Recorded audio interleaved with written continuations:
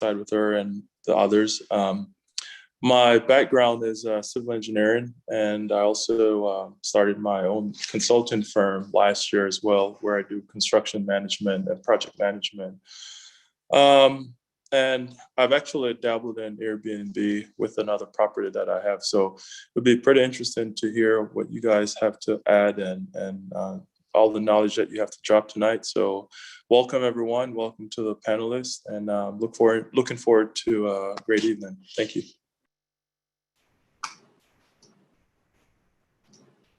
I'll pass it on to Nathan. Hello, everyone. My name is Nathan Dean. I joined in December, just looking for other areas to try to network and connect with other like-minded individuals. I come from an IT background, so just providing assistance from an IT perspective and the entertainment perspective. So this session for me is also good. Definitely looking to multiple streams of income. So just looking forward to everyone's thoughts. And I can pass it on to Chris. What's good, everybody? I hope everybody's doing well this Wednesday evening / afternoon. I'm going to be your host for today. My name is Chris Mabry. I am the executive producer of Michaud Media, which is just another long-winded way of me saying I'm the owner and CEO. My background is in entertainment. I also, within our agency, we do entertainment as well as marketing. But, I'm excited to be here today, and I'm looking forward to, engaging with our guests and talking about it and sharing that with you guys. So without further ado, I think I'm going to pass it off to, who's next? Who's down the list? Gabriella. Gabriella, go ahead, Gabriella. Thank you. I'm Gabriella. Mary and I co-founded the group last year. Super excited for the talk today, especially because I want to start renting out spare rooms that I have with regards to Airbnb. My background is legal. I'm an attorney and the company I work for provides funding to diverse leaders. So businesses who are looking for loans, and we also offer business incubators.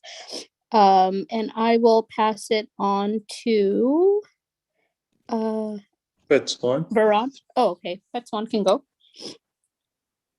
And then Hi, I'm Beth Swan. I currently work at a health insurance company in their contracting department. So I'm a contracting specialist for behavioral health.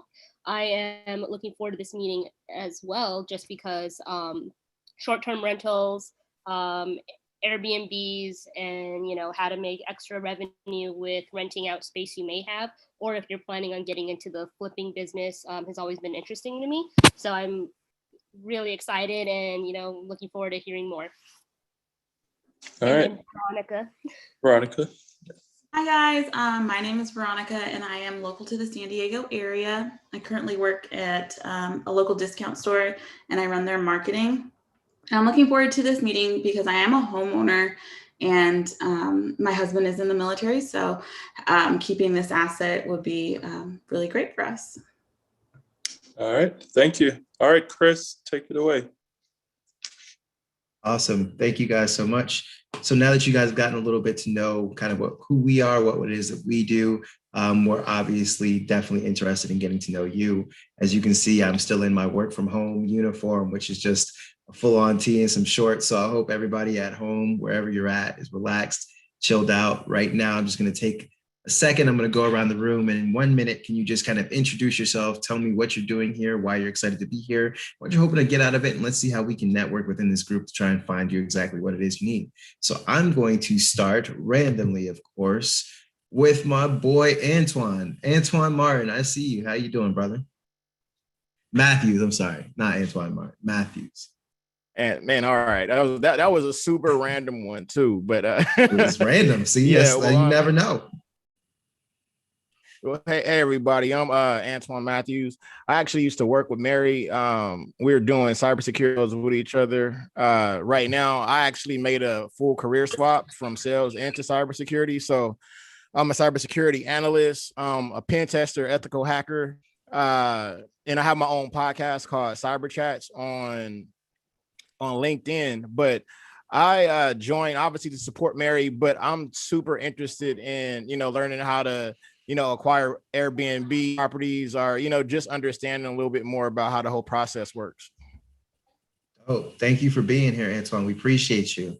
Next up, can we get, let's see who's up next. You know what? I'm just gonna go with Dr. Kelly. Are you there? Can you talk to us, Dr. Kelly? Tell us how you're doing today. Tell us what you got going on. Hello, everybody. Here, definitely supporting the empowerment movement here. I am a board certified OBGYN and a healthcare executive, as well as a owner of a couple of properties looking to expand that. Greg and I have been talking about some things, so I'm excited to kind of be on vacation so I can really delve into that. But very happy to be here. Thank you so much for the invitation. Looking forward to learning something, make more money, and give back to the community. Hey, love to hear it. Love to hear it. Let's see who we got going right down the list. Let's see who's next. Sana Nguyen. Are you there, Sana? We got to come back to Sana. If so, that is cool. Because you know who's ready. You know who's ready. My boy Ryan Mills is ready. I know Ryan's right there. Ryan, we got you right there, brother. Yo, what's up, man? How's everybody doing? Let me step outside. I got the little one, so that's why I'm off video, but I'll jump on. I'm not a bot. I'm here. I'm real. Man, yeah, it's good to be back. These are always great. I just want to get some information. Always fill up that wealth bank of information, and this is a spot every month. So thanks for everybody providing that platform. Appreciate you for being here, Ryan. And yeah, looking to soak it all up. And by the way, I am Ryan Mills. Video production, executive producer, and then also I run my own gig at 4M Media. So yeah, anything I can do out there to help the movement, let's go. Hey, Ryan is a Renaissance man. For those of you that don't know, everybody needs to tap in with Ryan. If you got any video production needs, he will hold you down for sure. Just coming from the great Chris. So thank you. I'll take it. Yes, thank you so much for being here, Ryan. Absolutely. Let's see who we got next. Yolanda, sister, are you there? I am here. Yolanda, thank you for blessing us today and being with us. How you doing? I'm well. So I'm. You got Elisha Osaka in the back. Bless up. There we go. That's one of my idols. We right there with you. I feel you. So I am a mechanical chief engineer in the aerospace field. I am here because I have a couple of properties and I'm interested in doing more fix and flips and Airbnb. I'm within a mile distance of the University of Notre Dame. So I think that's something I could capitalize on. And Yolanda, how can we connect with you? I know you said, so you're not really in San Diego here. How can we as people connect with you and try and get to know you and maybe, coalition build? How can we do that? On all the social media, Twitter, Facebook, all of that. I am Jaminica on all of those platforms. Snapchat, Instagram, Twitter, Parler, Gab, MeWe, and Facebook. You said some stuff I ain't never even heard of. So look, I know you out there. I feel it. Are you on LinkedIn at all? And I'm on LinkedIn under my name, Yolanda Turner-Smith. Yes. Okay, so I tell y'all what we're gonna do after this little intro session. We'll all throw our names in the link in our LinkedIn links in the chat. I don't know why that whole sentence was so difficult for me. And kind of get to know each other, share each other, and then kind of tap in and see where we can help. How's that sound? That sounds great. Awesome. So let's see who we got next. Velala Gregory, and if I mispronounce your name, I apologize profusely. Yes. Can you hear me? I can hear you. Okay, great. My camera's not working. So my name's Vailala. I went to school with Mary. I went to high school with Mary. So I'm here to support Mary and Gabriella, of course, and learn about investment opportunities. And I'm a teacher and a board certified behavior analyst. Thank you for coming out, Valala. How can we connect with you? Will you be able to, shout you out on LinkedIn, something like that? And what can we do within this group to try and push forward whatever you have going on? I can put my website in the chat. Absolutely. Love to see it. Love to see everybody with their websites, their LinkedIn's, whatever you got going on. Any way we can connect with you, we're all about it. Let's see who we got next. Can we go to the sister Jessica Larby? Are you there, Jessica? Yes, good evening. I'm excited Hello, to be Jessica. here tonight. I actually used to work with Gabriella and really close with Mary and Botswana as well. But I am in the alternative investment space, and so I work with governance, risk, and compliance services. And so I focus on strategic growth, development, and partnerships with my firm. So just looking forward to getting more information on investment properties and possibly doing that in other states as well. So definitely excited to learn more tonight. Absolutely. And looking forward to connecting with you as well. Let us know how we can coalition build, build things around you and work within whatever it is that you want to do. Because I think that's a lot of why we're here. It's an empowerment group, right? So absolutely let us know what we can offer you and get you to where you would like to go. So wonderful. Thank you. Let's see. Next up, I got my man, Kennedy. Kennedy, how you doing today, brother? I'm good. How are you doing today? Excellent. As you can probably tell, I'm just blessed. So what can we help you with? Why are you here, Kennedy? What you got going on? Let's talk about it. Well, I'm a UX researcher, and I was invited by Mary and the whole fam, and I'm just basically here. I just want to kind of find out more about Airbnb, like the rentals and all that, like just to know the nuances, because my wife and I just invested, we just bought a house in Golden Hills, and we live here right now. So we're planning on living here for a few years and then buying another house. And renting this place out. So I want to get some more information. I'm looking forward to hearing all the knowledge, and I appreciate you guys for sharing. Absolutely, no problem, Kennedy. We would love to connect with you. So like I said, I'll throw my link in the chat. Feel free to connect with me. That goes with everybody. Let's, maybe we all end up buying some Airbnb properties together. Who knows? One big Black coalition of real estate investors. That's my dream anyway. We build them Wakandas everywhere. So we out here. You feel me? Yeah. Okay. Up next, we got the sister Jasmine. Jasmine, how are we doing today, sister? I see she got the wine ready. She's on deck. She already, look, work is turned off for her. I feel it.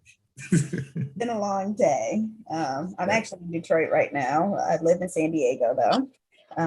So it's 9:15 here, but I'm first of all a friend of Mary. So that's the most important thing. Hey, Jasmine. Hey, and so we met in the National Society of Black Engineers. I am a ballerina and an aerospace engineer.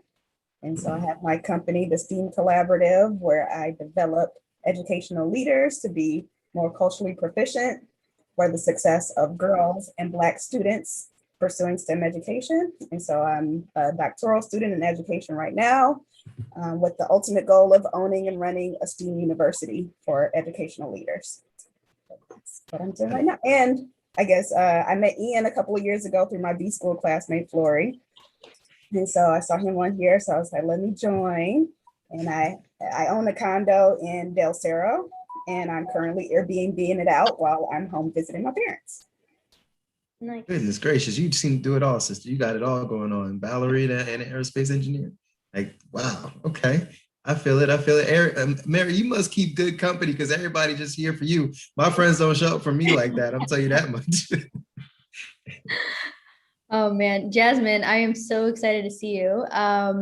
And small world with you knowing Ian, so super cool.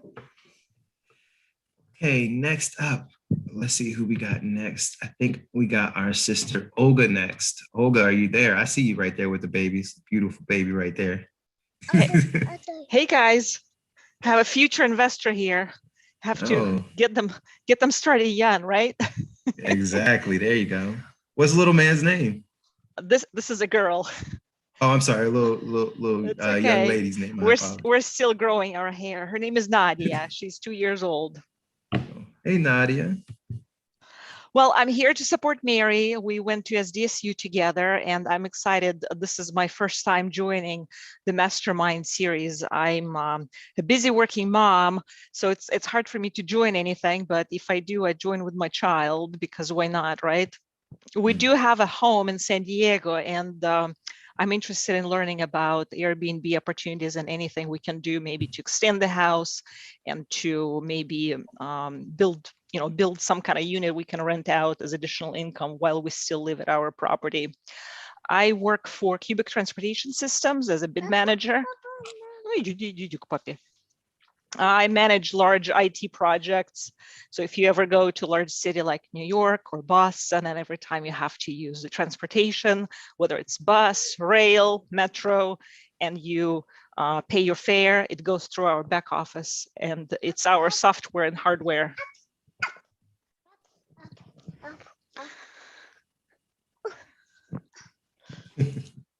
So we're here just listening, guys. So nice to meet you all and connect with everybody. Yes, all good. Thank you for joining. And Nadia, thank you for being here as well. You know, you got to train them up young, like you said. So good to see you. Hey, Olga, I wanted to say hi since I haven't seen you since you I know. Hi. Yeah, congratulations, and say hi to your hubby for me. Thank you. Yeah. So Olga was a badass in my MBA program, and so she was just all over the place, boss lady, and so I'm just so happy for you. All right, we'll keep it going. Go ahead, Chris. Thank you. Who we got next? Did I talk to, let's see, the sister Annette yet? Annette, are you there? I am here. Hi, I am Annette Fasad. I'm actually a realtor as well, and invited by Mary. And I just kind of wanted to see, you know, if you had anything that I can take from it. I'm kind of a fairly newer realtor, so I'm trying to get more established. I'm also in San Diego, so yeah, happy to be here. Awesome. Happy to have you. Yes, definitely happy to have you, Annette. Let us know how we can help you, you know, build resources for you, whatever that might be. Who am I missing, Mary? Am I missing anybody, or did I get everybody? Other than our guests, of course. I know they're going to introduce themselves, give us an amazing intro. So I'm trying to just go through, see if I forgot anybody. Let's see. Did I get Kirsten? You look like you're ready. Yeah, I was Kirsten. I don't know if I'm the last one, but my name is Kirsten Jordan, and you pronounced it perfectly, Chris. Usually that happens very rarely.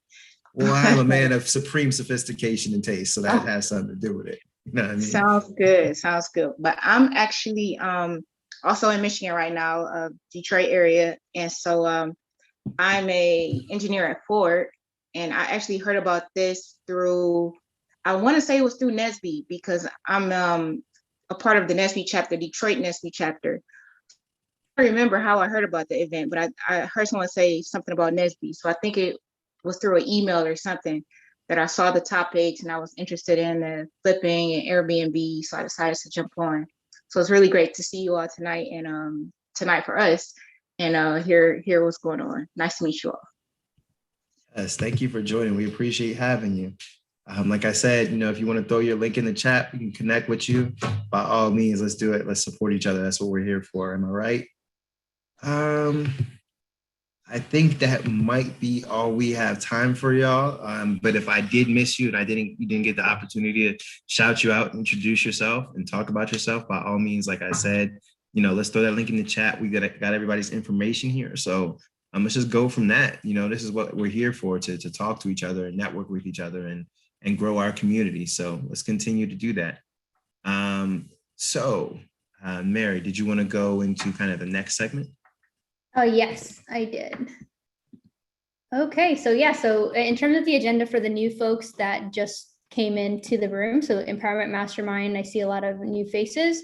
We've been around since August 2020. It's been virtual so far. The next event will actually be in person. So we're going to meet in Pacific Beach. Breakpoint Pacific Beach will be the event. There'll be, you know, drinks there. The Asian Business Association is actually partnering with us for this event. So you'll meet all of their board as well as the Empowerment Mastermind board. So we're super excited to actually meet with you guys in person and hug each other again, or at least I'll be doing that if you guys don't mind.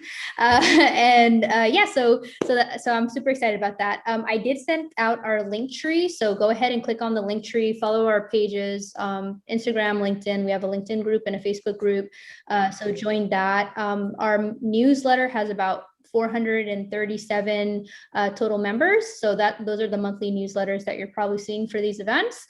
So just wanted to get that housekeeping item out of the way because I know things do taper down towards the end of this event.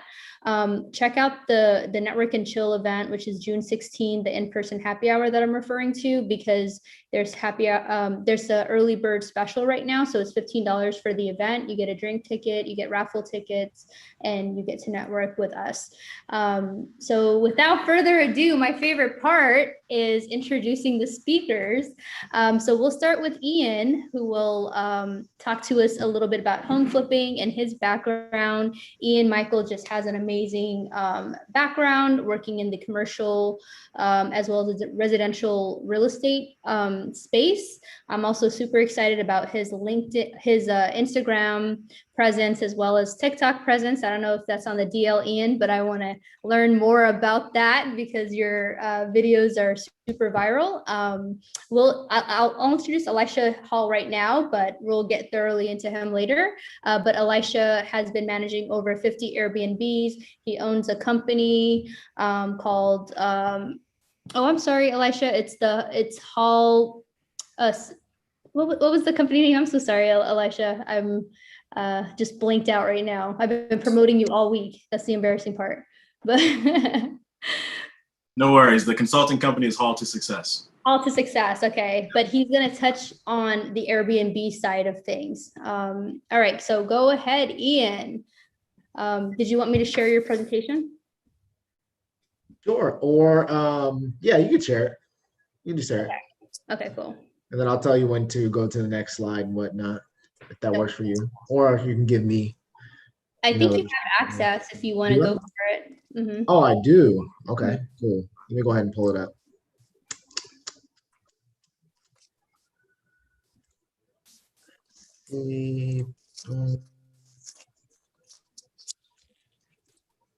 All right, all right. Can you guys see my screen now? Mm-hmm. You good? Yes, we can see. All right, all right. Perfect, perfect. Well, first off, I want to introduce myself. My name is Ian Michael, owner and operator of Ian Michael Luxury Estates. We're a real estate company. We do all the easy stuff in real estate, buying, selling. Me and my team do the residential area. My expertise personally is investment properties, like multiple units. That's where I enjoy, helping out my clients, helping them create, long-term wealth, through real estate. Of course, I can help you guys buy and sell any kind of, properties possible, but what I really, and my expertise is, creating that wealth in multiple units and such forth. I would just want to say sorry in advance. I am a real estate guy. I am not a slideshow guy. So this slideshow is going to be really basic, but we're going to go ahead and grasp this. All right. So flipping real estate 101. And before we go ahead and start, my Instagram is to the bottom left screen, as you guys can see, the real estate pusher. I actually have a series that I'm coming out with and I'm putting together. That's called My First Flip. That's an A to Z step-by-step process of your first flip. So the idea is for you to take this package that I'm putting out and be able to do your very first flip from A to Z. I have Instagram stories on my Instagram page right there. So you guys can go and see kind of what the journey looks like and kind of get an idea of what that looks like, before it comes out. So let's get into it. Flipping real estate. You guys are probably like, man, I've heard about flipping real estate everywhere. It's easy. You make lots of money. You know what I'm saying? I'm trying to do that. Well, I'm going to go ahead and teach you pretty much the basics and then some in-depth stuff as well. It's not all roses and daisies and fairies, but we're going to go ahead and get to the bottom of it, all right? So why? Why flip? And then also, if you guys have any questions that you guys would like for me to answer, put it in the chat. I don't know if we have a moderation time for the questions, but I can go ahead and answer some questions in the chat room as well. So why flip? We'll have a time for a question and answer. I just wanted to let you know we have time Okay, for question cool. and answer. So. Cool. So we'll just save the questions for the end. Wonderful. So why flip? Very lucrative business. Before the big tech boom, I would say real estate was one of the first avenues that people were to jump to being a millionaire, right? A lot of millionaires, had real estate investing, and flipping just recently become popular. But I know a lot of real estate investors that did it, back in the day, that they made their first million, flipping real estate. Tax write-offs. I don't know how many investments, out there you can get, tax write-offs. Stocks, not so much. But real estate, for sure, there's lots of write-offs, and lots of write-offs means more net proceeds in your pocket. And then also, it's a long-term wealth builder when you buy and hold. So flipping is great. That's wonderful. But the idea is to buy and hold. That's the ultimate goal. If you stumble across a flip where you're like, man, I could, fix this up and actually keep this, do the BRRR method, the BRRRR method. I don't know if you guys are very familiar with that, but yeah, buying and holding real estate is where it's at. Once again, very lucrative. You can make a lot of money flipping real estate, lots of money, very lucrative. And real estate is always in demand. People need somewhere to stay. So it's not like a fad that's going to come and go in the long run. Like, people need a place to stay. So investing in real estate, that's where it's at. And once again, it is very lucrative. I can't stress that enough. Get into it, you guys. Get into it. Side note, I'm more excited for Elijah's presentation than mine. I don't know about you guys, but I'm trying to get some Airbnb money. That's a side note. Anyway, let's go ahead and move on.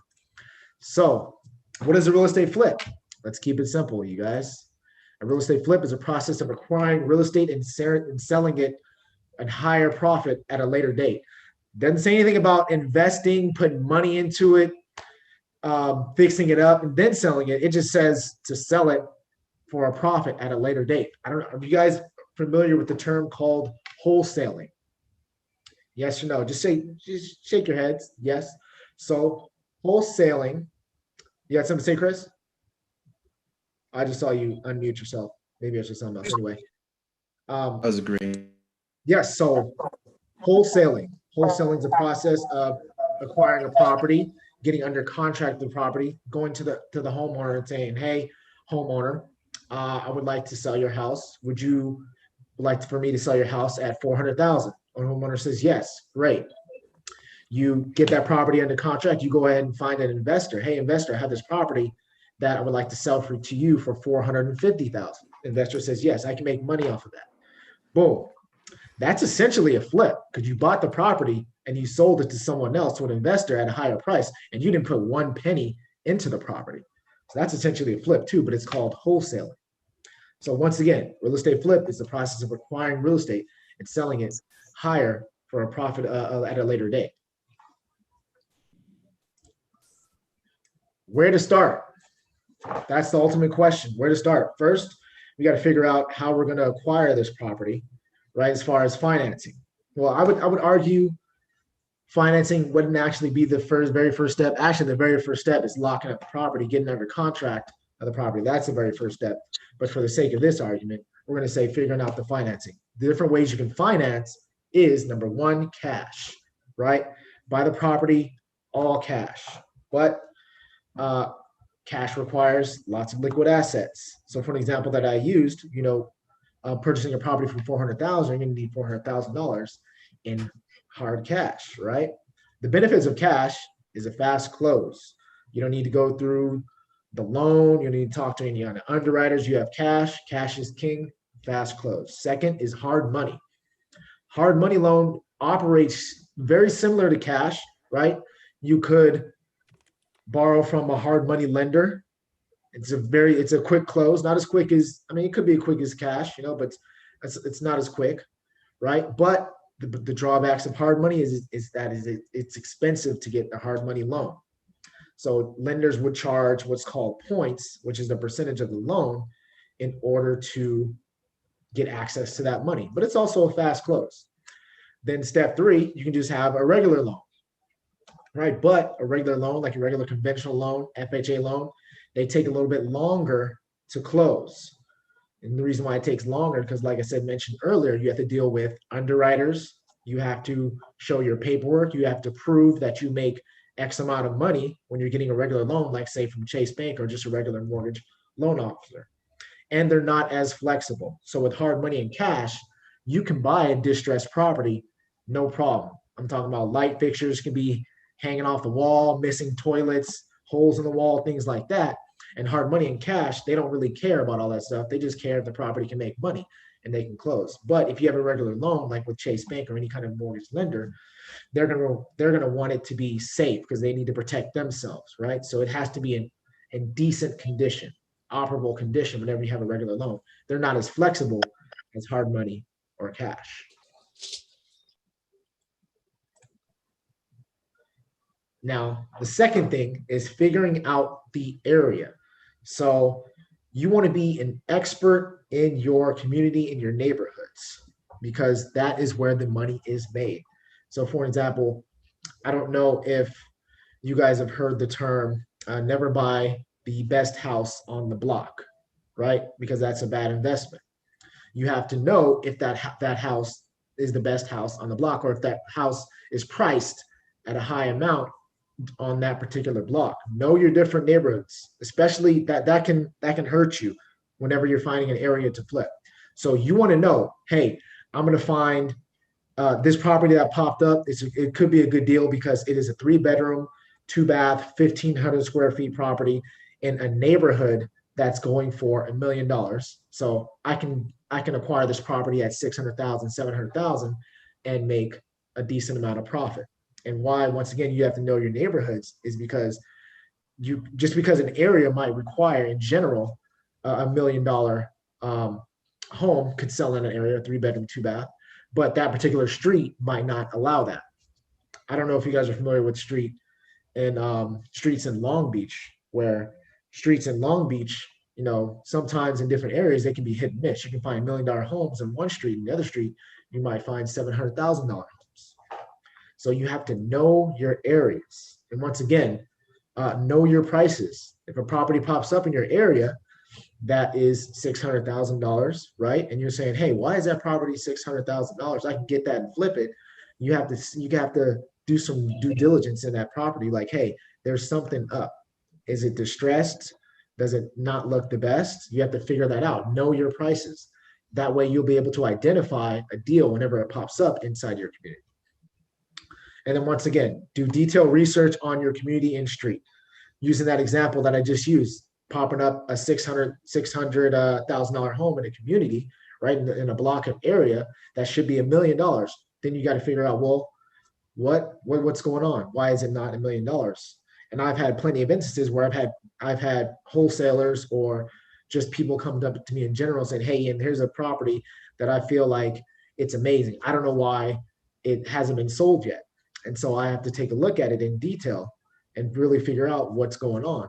And then one situation happened last week where the property popped up and someone brought it to my attention, and I did a Google map search, and I found out it's right next to a railroad crossing, right? It was literally in the backyard, the railroad crossing outside their backyard. And I'm thinking to myself, yeah, okay, great. I can't do that deal. It might be a great deal for a homeowner, regular homeowner at 700,000. But in order for me to be able to flip that, I need, that exit to be somewhere around 900,000, 950. And the homes in that particular block are not selling for that just because of the railroad crossing. Now, the next block, yeah, the block before that for sure, but that particular block, not because of that railroad crossing. So you have to do your detailed research on the community and the street. And then the other thing, know your numbers. Know your numbers. I go ahead and explain. What is your target profit margin? So everyone has a target profit margin. A profit margin is what you want to make out of the deal, whether it's a percentage or actual dollar amount. So use an example. If you want to, flip a property that might cost you $500,000, but you flip it and get you, $50,000, that's 10%. I know investors that'll take 10% all day. Great profit margin numbers.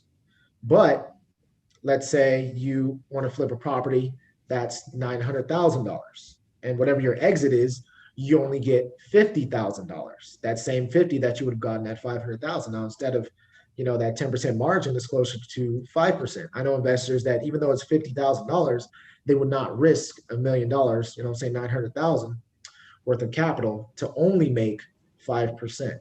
So it's up to you guys to figure out what your profit margin is. Now that 10% number is today is usually what investors will go ahead and do, right? Somewhere around 10%. Now, back in the day when deals were more lucrative, people say, you know what, I wouldn't do anything less than 15 or 20. Yeah, that's more realistic. But since the market is, highly saturated today, investors will take 10% all day.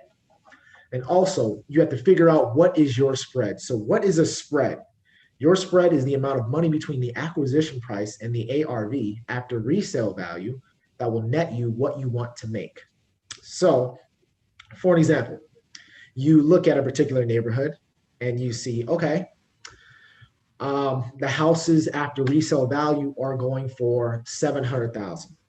And I know, just based off experience and just numbers for myself, then the construction costs and everything that goes into it, that if I have a spread of $150,000 between the after resale value and the exit price, so an example of $700,000, if I can find a home for $550,000 in this community that I can fix up, that's $150,000 spread. I can make money in that spread.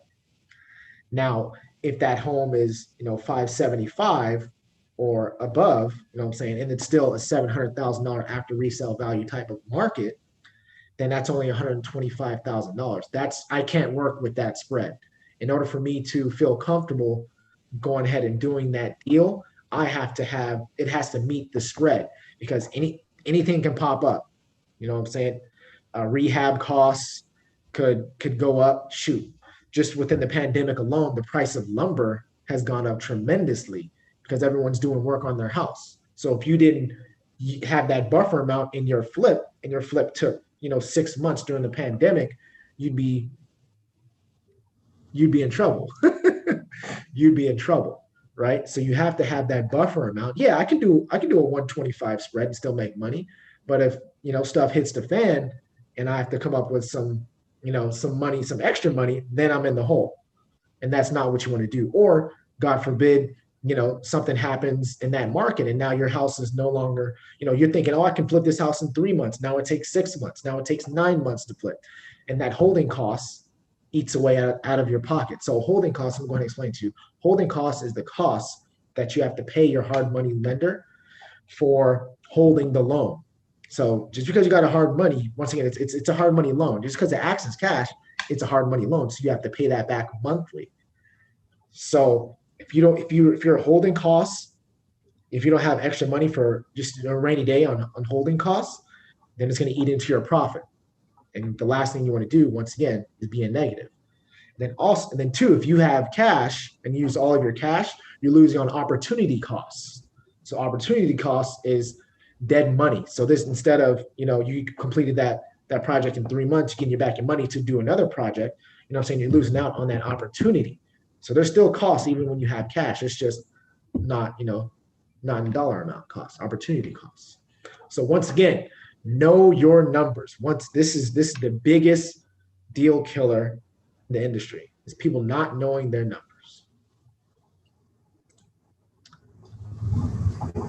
And step 4, simply, your numbers, you know your area, everything's good to go. Make offers. Make offers on subject properties. Make sure it appeals to the seller, and use language like win-win with the seller. And ultimately, it truly has to be a win-win, because the sellers, they're stingy. Even though a lot of the flip properties are distressed properties, especially in California. It may not be, properties in other. I'm just speaking from my example in California. They know their worth. They're very intellectual sellers in California, because they hear it on the radio, home prices going up. They see it on Zillow. They're getting mail, you know what I'm saying, from other real estate professionals, other wholesalers saying that their home prices are up. So it has to be appealing to them to be able to let go of their home less than market value, right? So it has to be a win-win situation. Let them know, hey, I want you to win, and I want myself to win too. And they want a fast close. Everybody wants their money like yesterday. We're in a popcorn generation. Fast close. Tell them, hey, fast close, 2 weeks or less, we'll get you your money, make it happen. And let them know, no closing cost fees. They don't want to pay any fees. Pay for their closing. And how you pay for their closing is you just lower the price even more. You know what I'm saying? If you were originally offering, 500,000, okay, well, instead of 500,000, I'll pay your closing. In your head, you wouldn't say that to them, of course, but just I'll pay your closing at 490. You know what I'm saying? And in their head, oh, I'm not paying closing costs. That's a win, but it's built into the price, right? So just a tip, no closing costs. So if you use this language with them, you're going to be that much closer to getting your offer accepted. And step 5, get an escrow, close, and get paid. Easy, right? Easy. That's it. That's it. Just as simple. Simple. Nah, it's not easy. That's not it. Lots of people in this industry go for broke. Lots of people. This is a very hard business to get into. Very hard business. And why? Because of these main 3 reasons. Number 1, construction costs. Kind of what I told you guys earlier. Always have a buffer. Always have a buffer. Something will go wrong. Something will go wrong. I'd say, I think I don't know if I showed it in my Instagram with the flip that I put on there, but the flip that was on the Instagram had a beehive in the attic, and we did something in the attic, and we discovered the beehive, and the bees, they just flooded the whole property. Now we had to have an extra cost to get the pests, the pest inspectors out there to get it, fixed. You know what I'm saying? We didn't have that. We didn't know there was bees when we brought the property, but we have a buffer for that. So construction costs, always have a buffer. Area, property surprises, always do your due diligence. Kind of what I alluded to or talked about earlier when the property looked too good to be true, but it was right next to a railroad track. Always do your due diligence. Drive by the property. Look on Google Maps. If it's the house is listed with the real estate professional, talk to the real estate professional. Talk to the owner. Dig it out. All do as much due diligence as possible. And what will help you do your due diligence or help you buy time is you just put that clause in the offer. Say, hey, I have 7 days to do my due diligence of the property. After the 7th day, then boom, I'll figure it out. Or 3 days to do my due diligence of the property, right? That way you're not actually wasting time making an offer. That way you're locking up the property, and then in the contract, you'll have 3 to 7 days or whatever to do your due diligence in the process. So you save a little bit of time. The other thing is greed. So number 1, don't force deals to work. If the deal does not fit into your spread, what we talked about earlier, if you can't make money with that $125,000 spread, don't do the deal. I know investors that turn down deals over $5,000 because it didn't fit in that box and they don't want to take in that risk. Do not force the deal to work. That will get you in trouble. And also, do not overprice the property to make the deal work. So if you overprice the property doesn't, if it's a $700,000 property and you're saying, hey, it looks better than everything else, I'll get $850,000, your property will sit on the market. And guess what? You have to pay, if you have a hard money, you have to pay those holding costs, you know what I'm saying? So that eats into your profit. So instead of that 3-month flip, it might take 6 months. It might take 8 months. And that, once again, that's eating into your profit. And then guess what? If a property, especially in this, well, maybe not in this market, but the markets before, like maybe 2 or 3 years ago, if a property was on the market for, 14, 21 days, something's wrong with it. And then nobody wants to look at it. So if your property was sit on the market for 14, 21 days, it's likely it'll go 30. It's likely it'll go to 45. And if the property's on the market for more than 14 days, then that's when the lowball offers come. And then you really lose the money. So don't be greedy. Don't be greedy. Price the property correctly. Then also too, once again, make it a win-win for the seller. Make it a win-win for the seller. Don't try to stiff the seller out of too much money, you know what I'm saying? Because especially in markets that are highly saturated with wholesalers and investors, if you play around with the seller too much, they'll go find someone else. Because if you want to buy that property, they're going to realize, okay, I have something that people want. They might go out and seek, other deals. I've had instances where I made an offer on a property, and then I had the homeowner, contact Zillow and contact, other real estate agents in the area, and then they ended up getting the deal. You know what I'm saying? Of course, that deal didn't fit in my spread, but it fit in their spread. They made it happen some way. But don't be greedy. Don't be greedy. Make your money and move on to the next. Now, I think that is the, oh, nope, got one more slide. Now the question is where to find these distressed properties. So 9 times out of 10, your flips are going to be distressed properties. So how do we find that? There are property default websites like propertyradar.com, propstream.com, biggerpockets.com, where they offer services where they can find houses that are going into default, houses that are behind on property taxes, houses that had an owner passed away, houses that have owners that are out of state. Those are all quality leads for buying properties that are under market value, right? Flip properties. So here are some of the default websites. And also talking to professionals in the real estate field. So real estate agents. So actually, the flip that I did, it was on the market. The flip that I did was on the market. Now, properties that are on the MLS, on the market, don't have the best, return on investment because, you have to compete now with other people, but you can still make money with properties on the MLS, 100%. Asset managers, talking to asset managers because they have those defaults. You know what I'm saying? They have those probates, things like that, probate attorneys, because they have those properties, you know what I'm saying? They have it in with the family. Talking to networking with probate attorneys. They have a lot of flips out there. Then the old school way, looking for homes that look beat up and reaching out to the owners to see if they want to sell. Driving for dollars is what they call it. So I do that all the time. So of course, I'm a real estate professional, so I'm out showing homes all the time, talking to sellers. And whenever I'm driving, I'm keeping an eye out. Whenever I see properties that, the grass is just out of this world, you know what I'm saying, crazy, knee high, holes in the side of the building. If I drive past a property or community very often and notice that every time I drive by, no one is home, then that could be an opportunity to reach out to the owner, trying to flip that property, right? So how you would do that is you would get on some of those websites. Some of those websites right there offer ways where you can do the term. I don't want to unload everybody. Nah, well, I'm trying to find my.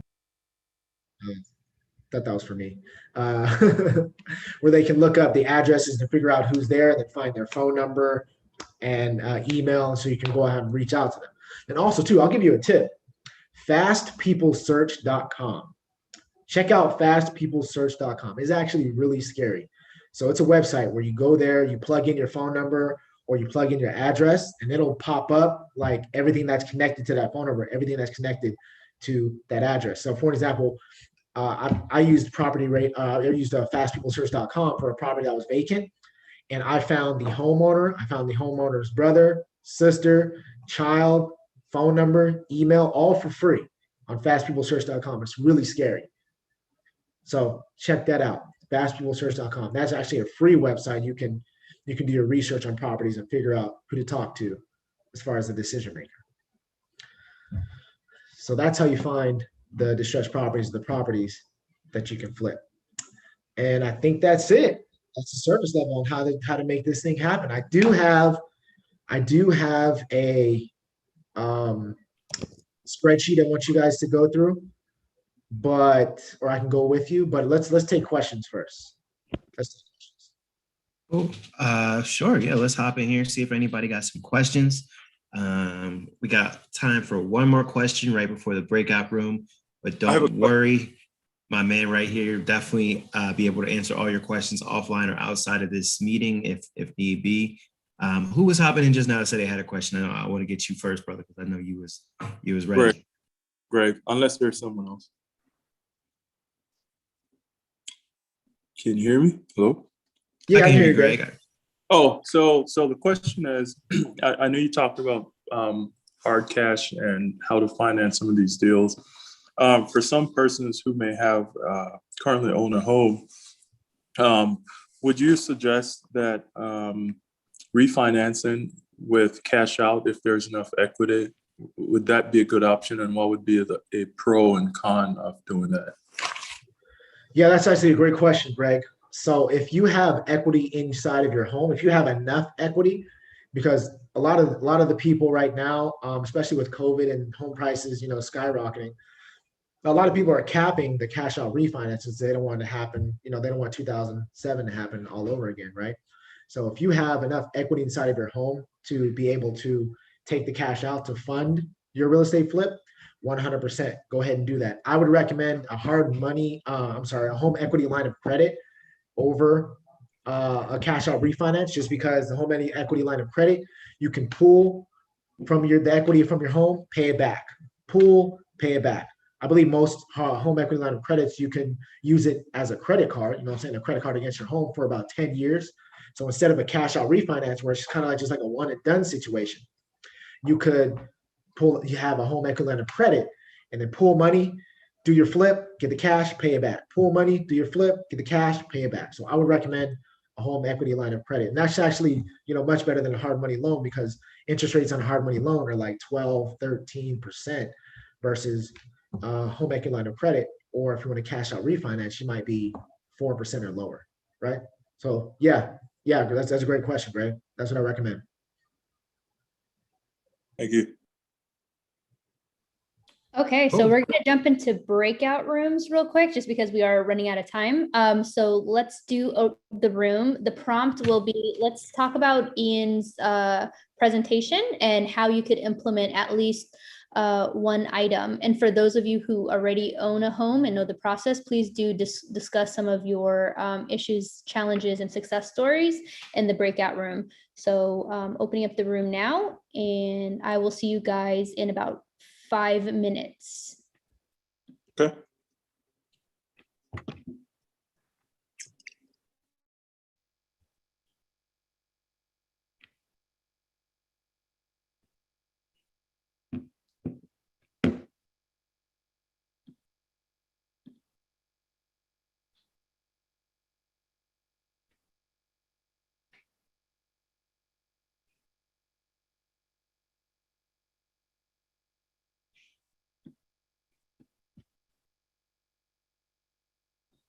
Oh, hey guys. I guess this is my breakout room. Sorry about that. I was waiting for me to jump.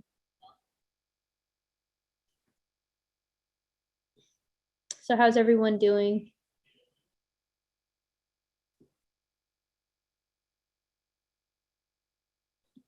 Could you guys hear me? Looks like everyone is muted.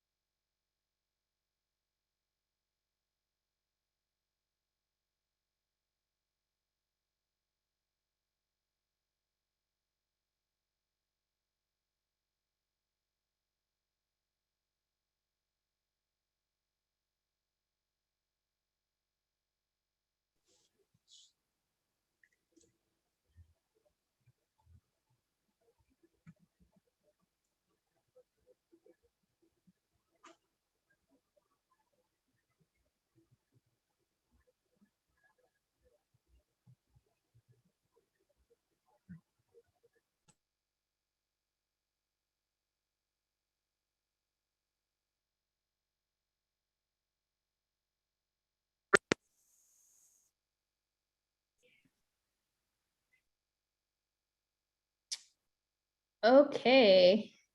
So once a couple more people show up, we're gonna do one takeaway from the room, and then we'll go into Elisha's.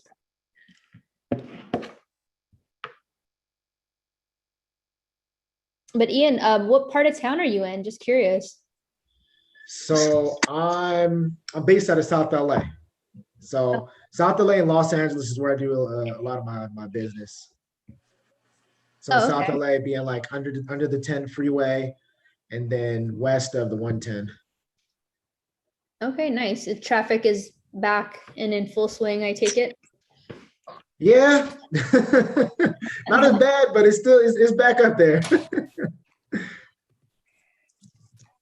All right. One takeaway from someone's breakout room. Who wants to take the lead?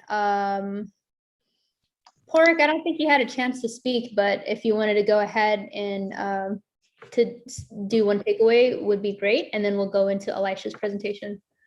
Yeah, sure thing. No worries. I'm just driving the work truck around on my way to my SDR project. But yeah, no, one takeaway that was great. It was cool to see those resources for distressed property discovery. That's always a challenge. You know, how do you get a good lead for a flip? So that was really cool to see, and I was super excited about that. Nice. Awesome. Okay, Elisha, did you want me to do a screen share, or are you comfortable doing it on your end? I'm doing Zoom through my browser, so it won't let me do screen share. Okay. So I have your deck on standby, so let me share that. So thank you for sending that over. All right, guys, does everyone see the screen?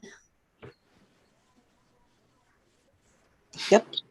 Okay, perfect. So let me, and your assistant mentioned the PDF is way better to use, so that's why we're using this version. Sure, that'll work. Okay. As long as everybody can see it. Okay. All right, so in diving into this information, we can, just a little background about myself. It was really interesting actually hearing the information from Ian, because I remember when I started off doing real estate investing, just diving into that world, everything that he was talking about was a foreign language. It was literally like listening to Chinese. But it just shows how much of a professional he is, and you want to have people like that on your team. I was sharing in the breakout room that one of the things that we want to do as people that are looking to invest or looking to, whether it's real estate or you're looking to invest in anything else, you want to develop a team that has expertise in the field that you want to get in. So you want to have a real estate agent that's on your team. You want to have someone that's in real estate financing that's in your team. So you can ask the right questions, and when you're ready to pull the trigger, you can move on them and just instead of some random person. I mean, as a business professional, you also want to have a business banker. You want to have an accountant. You don't want to necessarily do everything on QuickBooks, right? There's certain things that you want to do as a professional or as a person that's looking to invest and have their money make money, right? You want to learn from the people that are massively successful and the people that are getting there, the people that are on their way to success. So in thinking about this, my background is my first business that I ever started was after I got let go from corporate America. I actually ran operations for a large non-medical home healthcare company out here on the West Coast. And just to give you an idea, the owners of that company own the Baltimore Ravens. So they are massively wealthy. And what happened was, about 9 years in, I ended up getting let go. And one of my mentors, what he said was, what they ended up doing is they found someone else they could pay less money to do the exact same thing that you were doing. So I decided, you know what, do I want to go back into the corporate space to potentially have the exact same thing happen, or go out on my own? So then I started actually doing some consulting work. That's when I started doing, actually while I was working, I was doing real estate investing. But that's when I started doing consulting work where I could share my intellectual property, capital, what's in between my ears. I could share that with other people because I've been running corporations for a long time. I mean, I had oversight over 350 employees.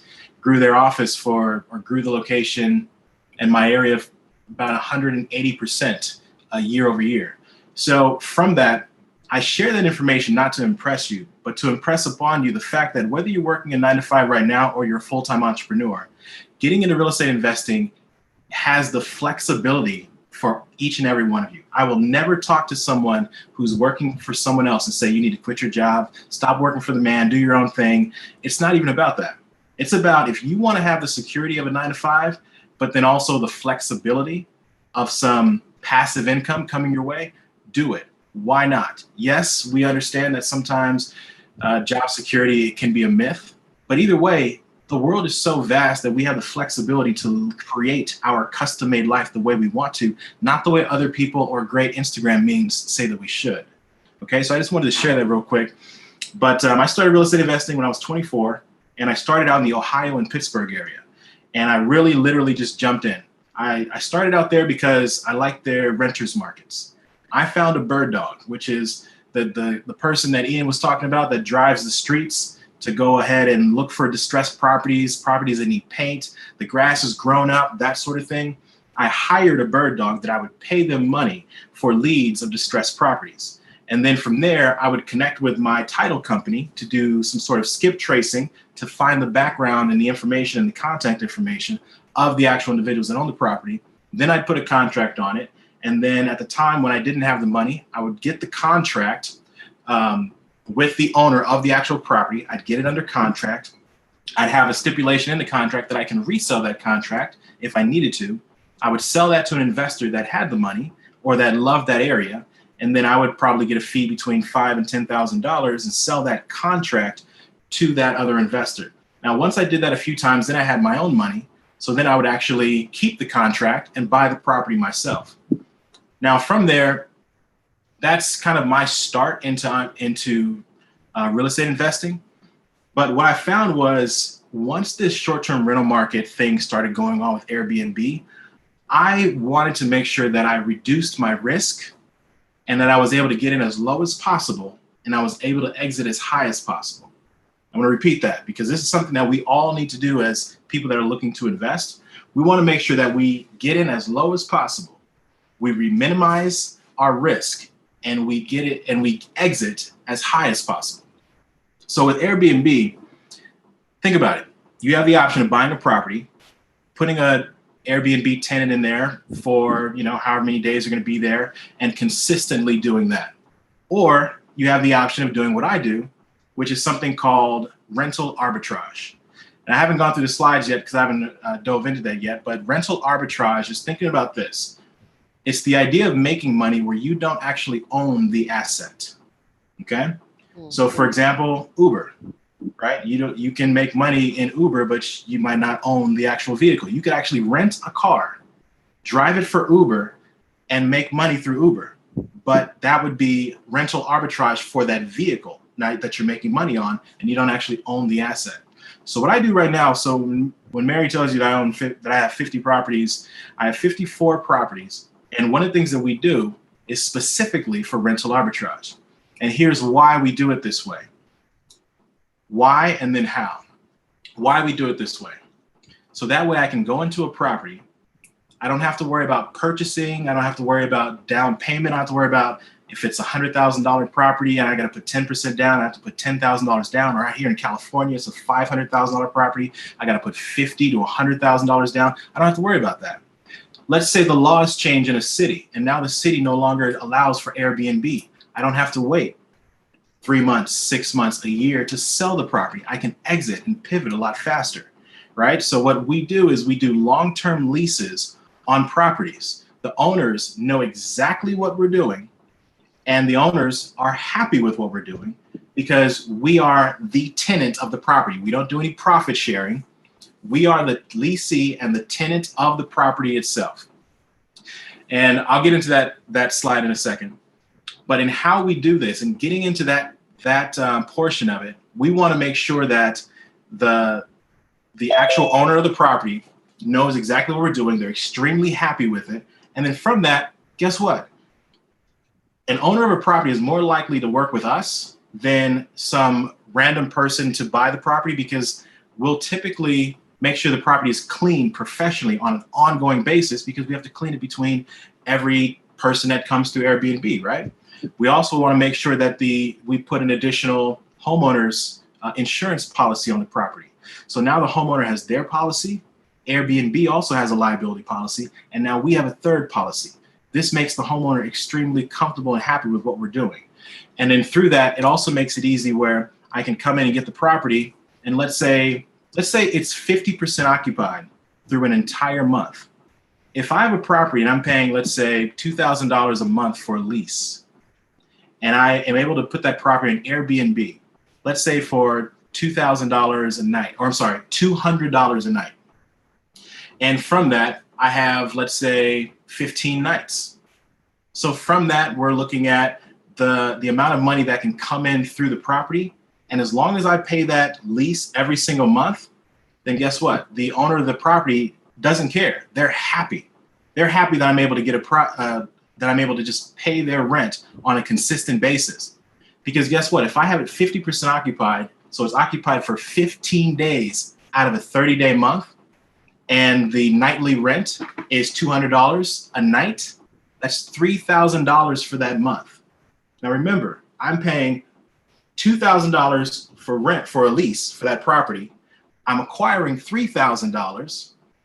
And then from there, all the rest of that, of course, I have to pay my maid and that sort of thing. But all the rest of that money is profit. That's $1,000, a few little expenses here and there, but all of that is profit in my pocket. I'm all about passive income.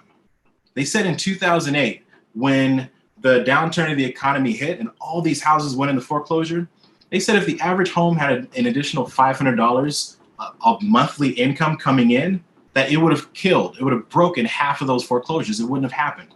People would have been able to save their homes. But the thing is, people aren't, we're still working on acquiring the knowledge and the information, and also the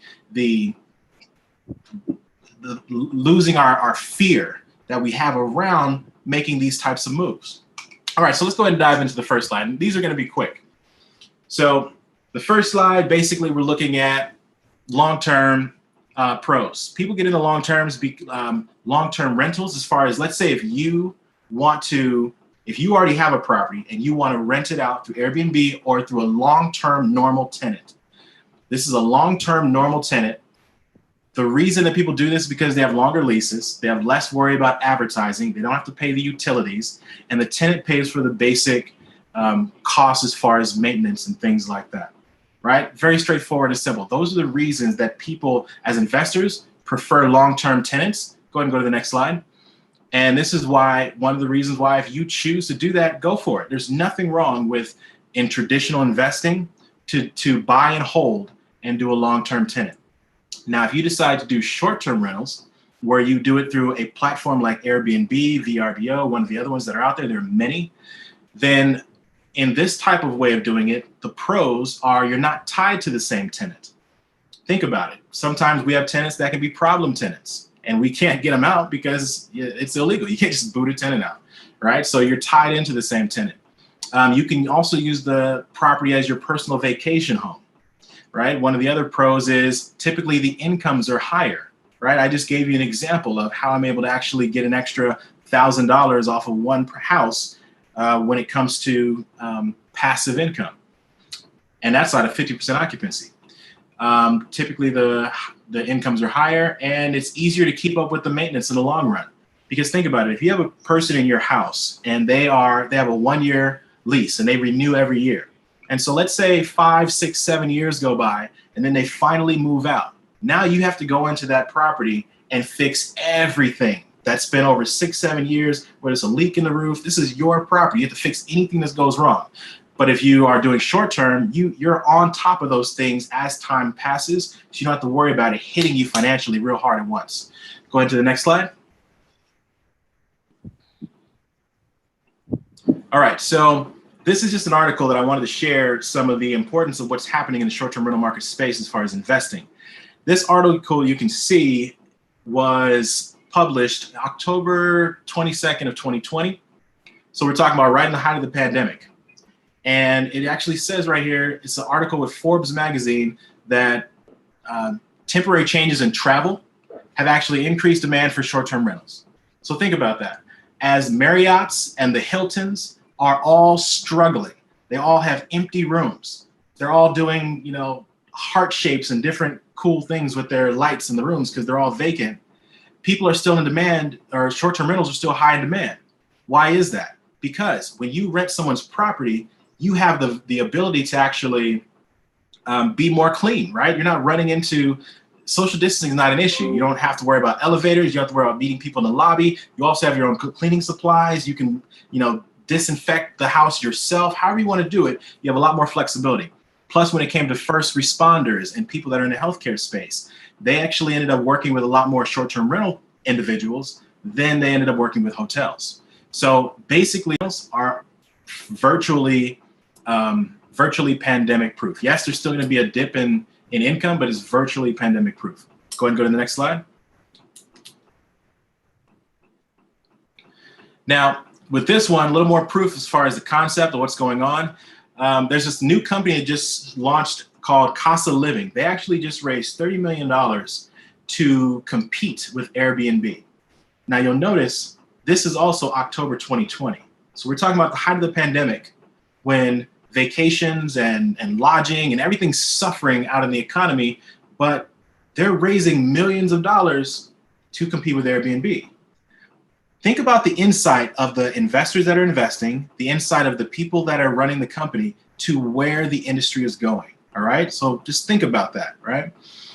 Also, this other article, 4 reasons why short-term rentals are the future of the world economy. Let's see, another Forbes article, why short-term rentals are real estate investing's future, all right? So that just goes into what's happening as far as short-term rentals. Go ahead and go to the next slide. Hey, Mary, how much time do I have? I want to make sure I'm on point. You know, you have a little bit of time. This is just amazing, Elisha. So what we do have, we're running a little late, but okay. I'll knock it out quick, so that way if there's any questions. Okay. Yeah, I've covered the bulk of the material. This is a sample I wanted to give everybody where one of the things I'm a big fan of, if I'm going to go in and talk to a company, or I'm sorry, if I'm going to go in and talk to a homeowner about leasing their home, I want them to know that I'm a professional, right? So I can show them my checklist. This is my checklist for when my maid comes and cleans the home. First off, this is important as proof of concept to show to the actual person I'm leasing the property from that I'm a professional. The second thing is when my maid goes in and checks the property, I want to make sure that they get everything right. Okay, because I'm not trying to go and wash toilets and clean floors and things like that. It's not what I want to do. So when my maid goes in there, I have a checklist of everything they're supposed to do. And then the far one on the right is they need to actually date and, you know, what they've done or that they did it. And then any notes as far as if need more cleaning supplies, if something is broken, if there's something that needs to be fixed, right? So they have notes that they can let me know of things that are going on, right? Go ahead and go to the next slide. And when I also mentioned being a professional, right? I can talk to my people. I got my hat. I don't know if you can see me, but I've got my hat on because I've got the new B&B, the name of my company, on my hat. So myself and anybody on my team that can go and talk to an actual owner of a house, they see me as a professional and not just some random person that's there doing the whole kind of, you know, just come on, guys. Let me rent your property. Come on, let me rent your property. Right? I don't want to sound like some random person. I also don't want to wear a suit and look like a shark. Right? So I usually be comfortable, maybe a polo, maybe jeans, but I'll usually have my hat on, or someone on the team will do the same thing, have a polo or a t-shirt with a logo, because we want to make sure that they know we are there professionally and it's about trying to do real business. Now, this is just another checklist that I have when it comes to actually setting up the property itself. If you want, feel free to screenshot this, but these are the things that I make sure is in every property before I launch it on Airbnb, okay? I want to make sure that I don't get bad reviews. I want to make sure that customers are happy. I want to make sure that everything is where it needs to be. Now, if for some reason the area I decide to go into is something different, maybe unique, maybe a studio or a typical home I'm not used to, then 1 or 2 of these items might not be in a location. But for the most part, this covers everything that I make sure is in a property before I move forward. All right, next slide. Okay, so the last thing I wanted to say is that when it comes to your actual properties and your Airbnb, so these are the things that people will usually say, and this might come up in the questions, right? So first thing is location, location, location. Ian mentioned that a little bit. When you think about setting up your property or getting a property, if you don't have one already, Airbnb is all about destinations that people want to go to. So think about it. People are going to tourist locations, they're going to beaches, they're going to convention centers because there's meetings and different things happening. So you want to have your Airbnb in one of those in a location that's near an area like that, or like a university. I think someone mentioned they have a property that's near a university. That's perfect. Now, the other thing is with location, it's important to research the city's laws. It's important that you know if Airbnb a property is banned in that area.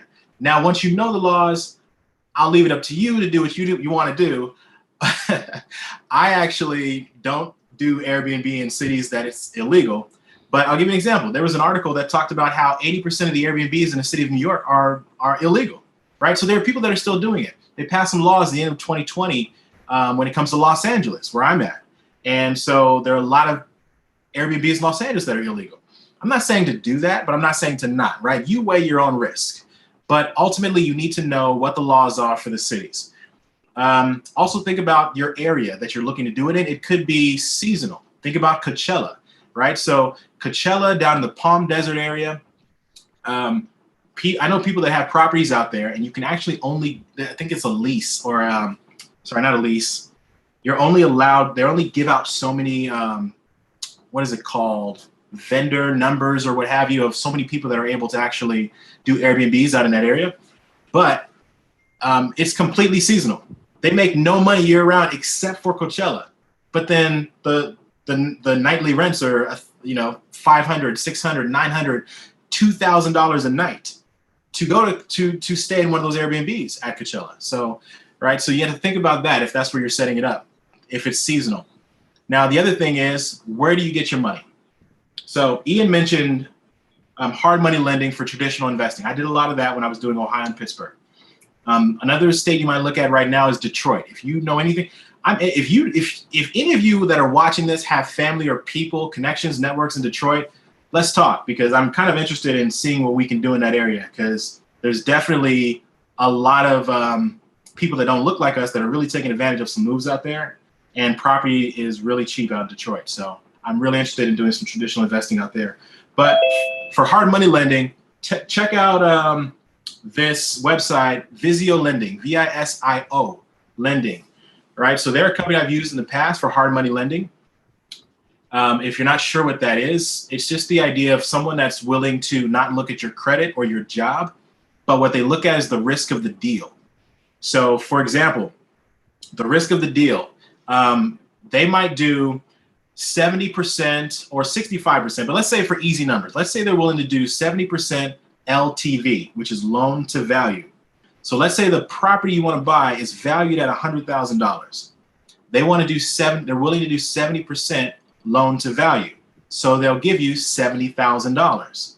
Now, if that property, let's say it's worth 100, but let's say the owner is willing to sell it for 50,000.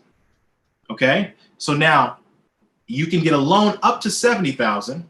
You can take the full amount out and you can use that additional 20,000 to rehab the property, and then you can resell it for 100,000, right? So that's one way that you can see how that works.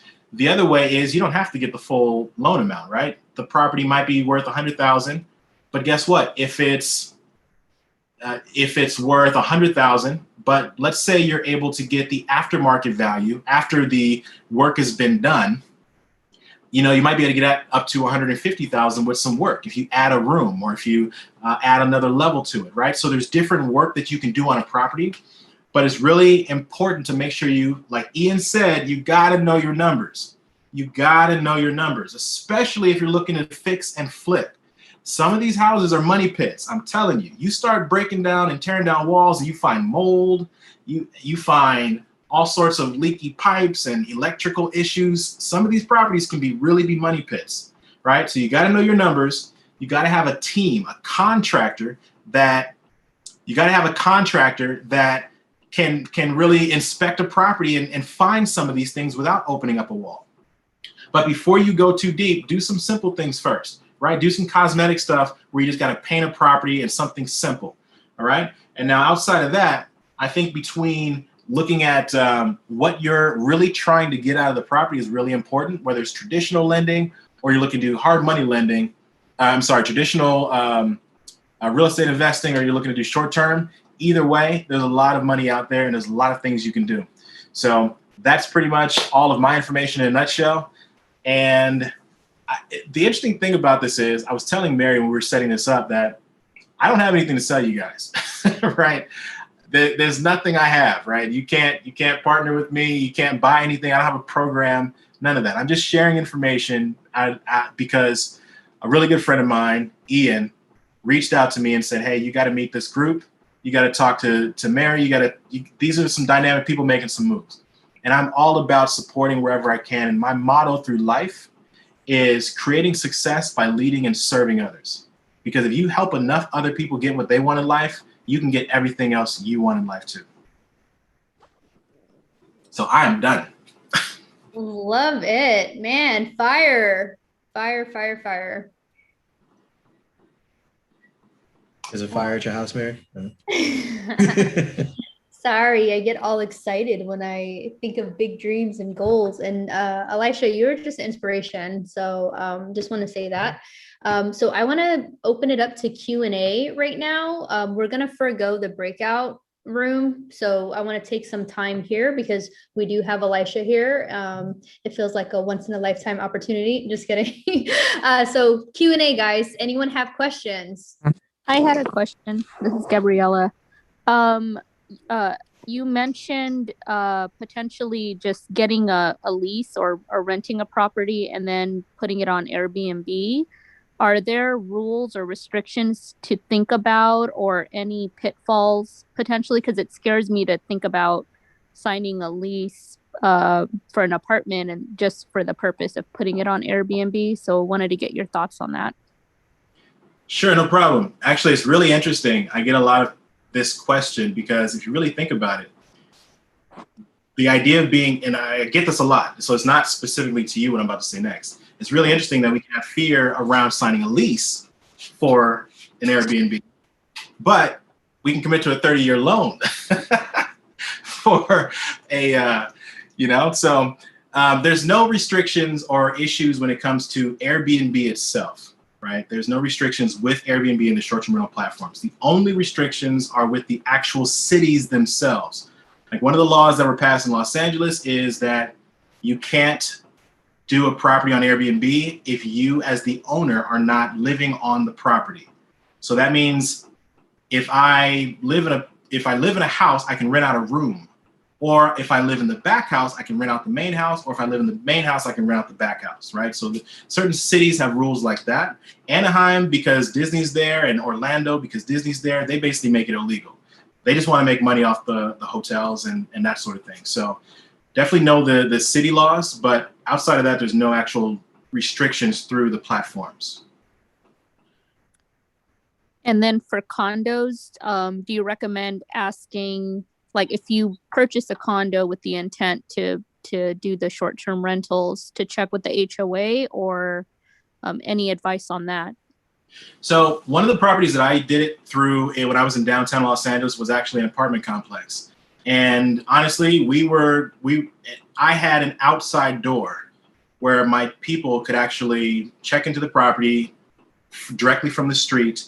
So I didn't have to worry about them going through the main part to see any sort of the staff in the main area. So the thing is, I'm not telling you how to make it happen, but there are a lot of, I think someone posted, there are a lot of HOAs that are not fans of this, doing Airbnb. Now, there is a thing out there though called, I think it's something like condo apartments or something like that. There's a thing out there where people are actually taking entire condo communities and turning them into Airbnbs. So you'll actually have better luck doing this in condominiums that are not corporate owned. If they're locally owned and you are good friends with the on-site manager, you can definitely make it work. Now, the problem comes when if they're loud or if they make a bunch of noise, they start complaining, that can be an issue. but it's better to find smaller apartment communities or condominium communities because you're able to communicate directly with the owners or the management on site, bring them gifts on their birthdays, things like that, and you can really schmooze them over and have no problem with it.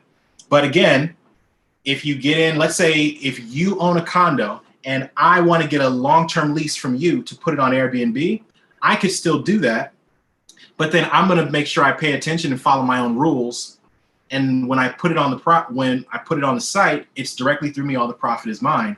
But if I need to pivot and move, I can just end the lease after a year. So it's not much out of my pocket versus if I actually bought the condo, right?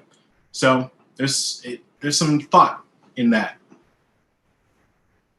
Next question. Thank you. No problem. I had a couple of quick questions. This is Kirsten. So I'm from Detroit and I'm currently investing here. And so I like how you said how you have to know what you're doing or know, I guess, the house and that it's not a money pit. But for example, I was on a call yesterday with a few local investors and they were talking about how some things it's just impossible to know until you get into the house, and like for instance that a water line was cut until you turn on the water and see. So is there any way you would suggest to bypass those type of issues that you just don't know about until you actually get into it and start tearing things down, even with a contractor and a good team? So one of the contingencies that I have in my contracts when I was doing traditional investing is to be able to have a certain time to inspect the property. So I want to be able to, when I was out in Ohio and the Pittsburgh area, my contact had people that they trusted. I trusted my contact. They had people they trusted. And so we would make sure that we would go in there and do an inspection. And yes, you're right. I had one property, we had the water off for too long and the pipes froze. Right. So I've experienced craziness, right? I've experienced having cabinets that you put into a property stolen, right? So it's not a fun thing. But the more those things happen, the more I learned, right? So with being able to make sure that you don't get into the rush of the especially in California, everything's moving fast. People are bidding on properties fast. They're going above the market value to buy properties. Don't get caught in that when you're investing, because what you're doing is you want to make sure you mitigate your risk. It's better to pass on what looks like a good deal if you have to move fast to wait for the next one. So I would recommend always doing an inspection, especially if the property looks old. If the property looks old, and I can just ask everyone to mute their lines, but if the property looks old, if the property looks like it hasn't been updated in a while, then you can expect that there are going to be some challenges with electrical and plumbing and things like that. It's like we just sold my grandmother's house out here down south. And that property hasn't been remodeled since the 50s.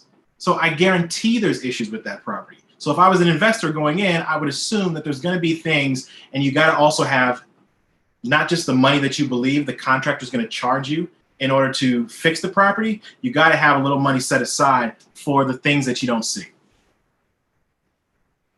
Got it. Thank you. And then the other quick question was regarding the Airbnb leasing. So, and I might have missed it, but when you lease from the owners, do you have to tell them, or is it required to tell them that this is what I'm doing with the property? I'm going to Airbnb it and do such and such, or do they just only care about making sure you pay the rent on time? So in all honesty, you can do it however you'd like. I'm a fan of complete transparency, straight up honesty. I don't want my tenant to find the property on Airbnb and get pissed at me. I don't want the tenant, the owner to come by the property one day and find somebody else in there that they weren't expecting, right? I can mitigate all of that by just being straight up. Now, here's the thing. If I talk to 10 people and let's say 9 of those are weary about letting me do it and the 10th one is okay, that's fine. I don't need the other 10 properties. I just need one really good property, right? So you find a target area. So for example, find a target area. I call these green zones. And then the further out you move, your target area can be yellow and it can be red. Find your target area that the laws are good, that it has the attractions, because location's important. And then from there, search your property, search for the kinds of things that you're looking for. And then you'll get a list either from a real estate agent like Ian or someone else that's on the line here.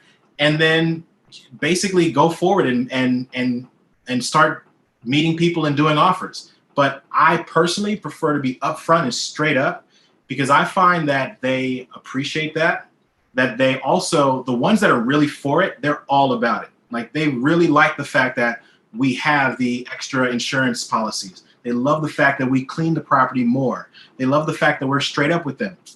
And so you have the flexibility to do it however you like to, but I like the straight up approach. Yep. I agree with that approach. I was just wondering if it was required by them.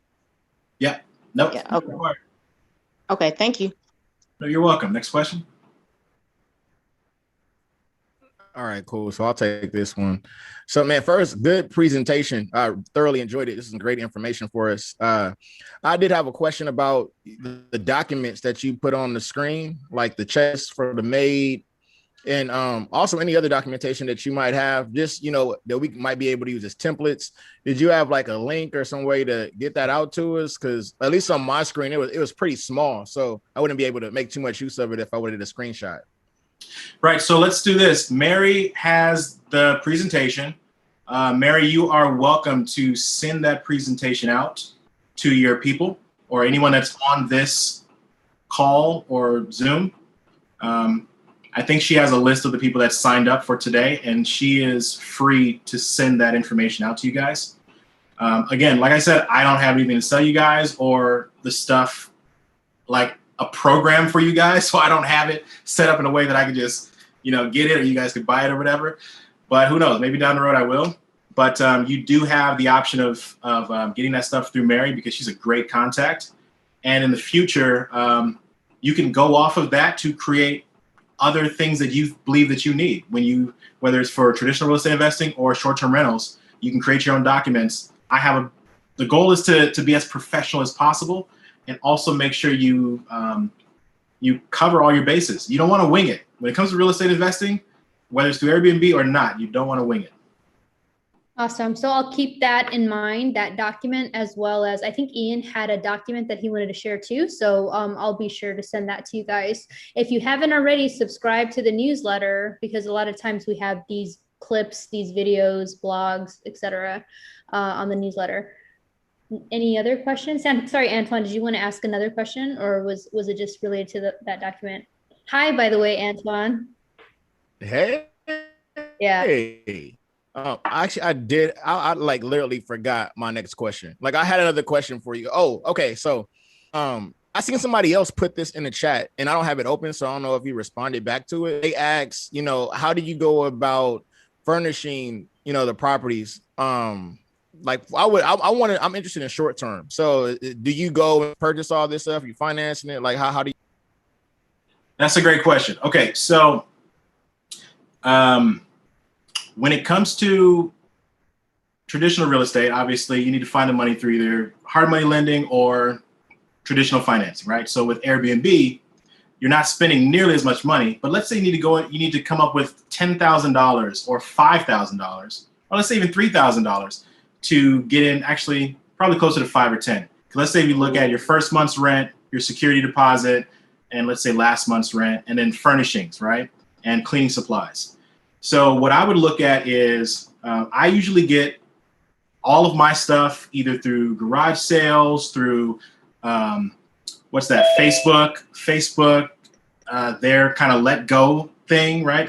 Facebook Marketplace, Craigslist, right? So, or else I'll go to Home Goods, I'll go to Ross, I'll go to Marshall's, right? This is where I get stuff. Now, outside of that, where I get the money from it is, it'll either be the money that I have, I'm looking at investing, right? In the same way you might look at 10 to 20% down on a regular house, this is an investment, right? So when you invest in this furniture, it's an investment. Now, the cool thing is, let's say I am at a property for 2 years.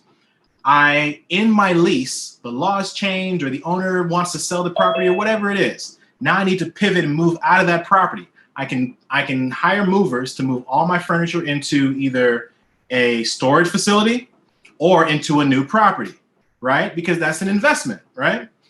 And again, all that furniture is also a tax write-off, right? We're thinking like business people here, okay? All that stuff is tax write-offs. So outside of that, I either get the money through money that I have, or the other thing is, let's say you get a partner up front, whether it could be family or a friend, and you say, hey, I'm doing this thing. I know exactly how to do it. It can be very lucrative. I just need whatever your numbers are, 5,000, 8,000, 10,000, whatever that is. I just need that money to get it started as far as buying the furniture. And what I'm going to do is split the profit with you 50-50 until I pay the entire amount back. Now, here's the thing. You can either do it that way, or what I did at the beginning is I told them I'm going to pay back that loan that I'm getting from them, the person. I'm going to pay this back in 6 months. I actually paid it back in less than 2 months. Because remember, I showed you how I could make $1,000 a month on half occupancy, right? So I can pay that money back in, let's say with 1 or 2 properties in less than 2 months, right? So there's a lot of flexibility. There's a lot of different ways to go. And one thing that we have to do on a future call, Ian, is we have to also talk about owner financing, right? We have to be able to do it in a way where the owners of the properties can actually act as the bank. So that way the people that are doing the investing, like the people on here, don't actually have to come up with any money at all. I'm a big fan of creative financing, creative marketing strategies with business, creative everything. So that's one of the reasons that I really love short-term rentals, because it's very creative. Did I answer your question? Man, absolutely. You went above and beyond. I don't want to take up all this time. You keep dropping bars, knocking them, bro. I'm kind of curious. It sounds like you've been doing this for a while and you got a system in place. So with that in mind, how many of these units are you juggling at once? Like, do you only have like one Airbnb, or do you have multiple spread across, the counties, or what's that look like? Yeah. So right now I have 54 Airbnbs. Now, the interesting thing about this is I completely forgot to mention this. I'm glad you brought it up. So when I first started, I used to have either myself or someone that I know, love, and trust do the check-ins. Because again, if you've checked into an Airbnb, you meet somebody, you shake their hand, they give you the key, all these exchange, whatever. Now what I do is I have smart locks on all my properties, because I used to hate going to a property to meet somebody and then they say, hey, I'm running late, or hey, my flight is delayed. Now I'm sitting out there waiting and I got stuff to do, right? So now what I do is I have smart locks on all my properties, so they have 24 access to be able to get into the property. Also with a smart lock, I have the ability to let my maids get in and out of the property, and I can actually give them a different code than I give the tenants. So I can know when my maids actually go in and out of the property, because my smart lock, it gives me a list of like who's like what lock or what code lets somebody in or not. So if somebody's going in at a time that they're not supposed to, they're partying or they're doing whatever, I know. And I've had that happen, right? So now I can track all that stuff. But I have smart locks on all my properties, so that way I'm not really juggling them. I'm really, if anything, just setting them up. And now my maids basically check everything and leave me notes if I need to adjust or shift or change anything. Got it. I have a question. Elisha, and I texted you about this, but so I'm trying to rent out a property, right, on Airbnb. Have a limited budget regarding this particular property. So was wondering what would be like a top 3 essentials? I know you have the checklist, but let's say you're dealing with lighting issues, AC, heater, and a renovation of a bathroom. What do you think is needed? Or do you think you could rent it out with the bare minimum that I have right now without making the renovations? I know it won't lead to your checklist, but what are your thoughts on that if you're like limited on budget? So when it comes to Airbnb, the most important thing is presentation, right? So when it comes to, you want to make sure that you're not misleading people, because when they come, they will ask for their money back, or they'll give you a bad review. All these things could happen, which will get you in trouble with Airbnb. So if you have all these issues with the property, that's fine. You just got to make sure you tell them in the description, and your price needs to reflect it. You can't ask for a competitive nightly cost if the property is, not as nearly as good as the competition, right? So, for example, out here in Los Angeles, I remember meeting someone, and you guys probably know there's a lot of gentrification happening right now. But there was this guy that I met, and he had.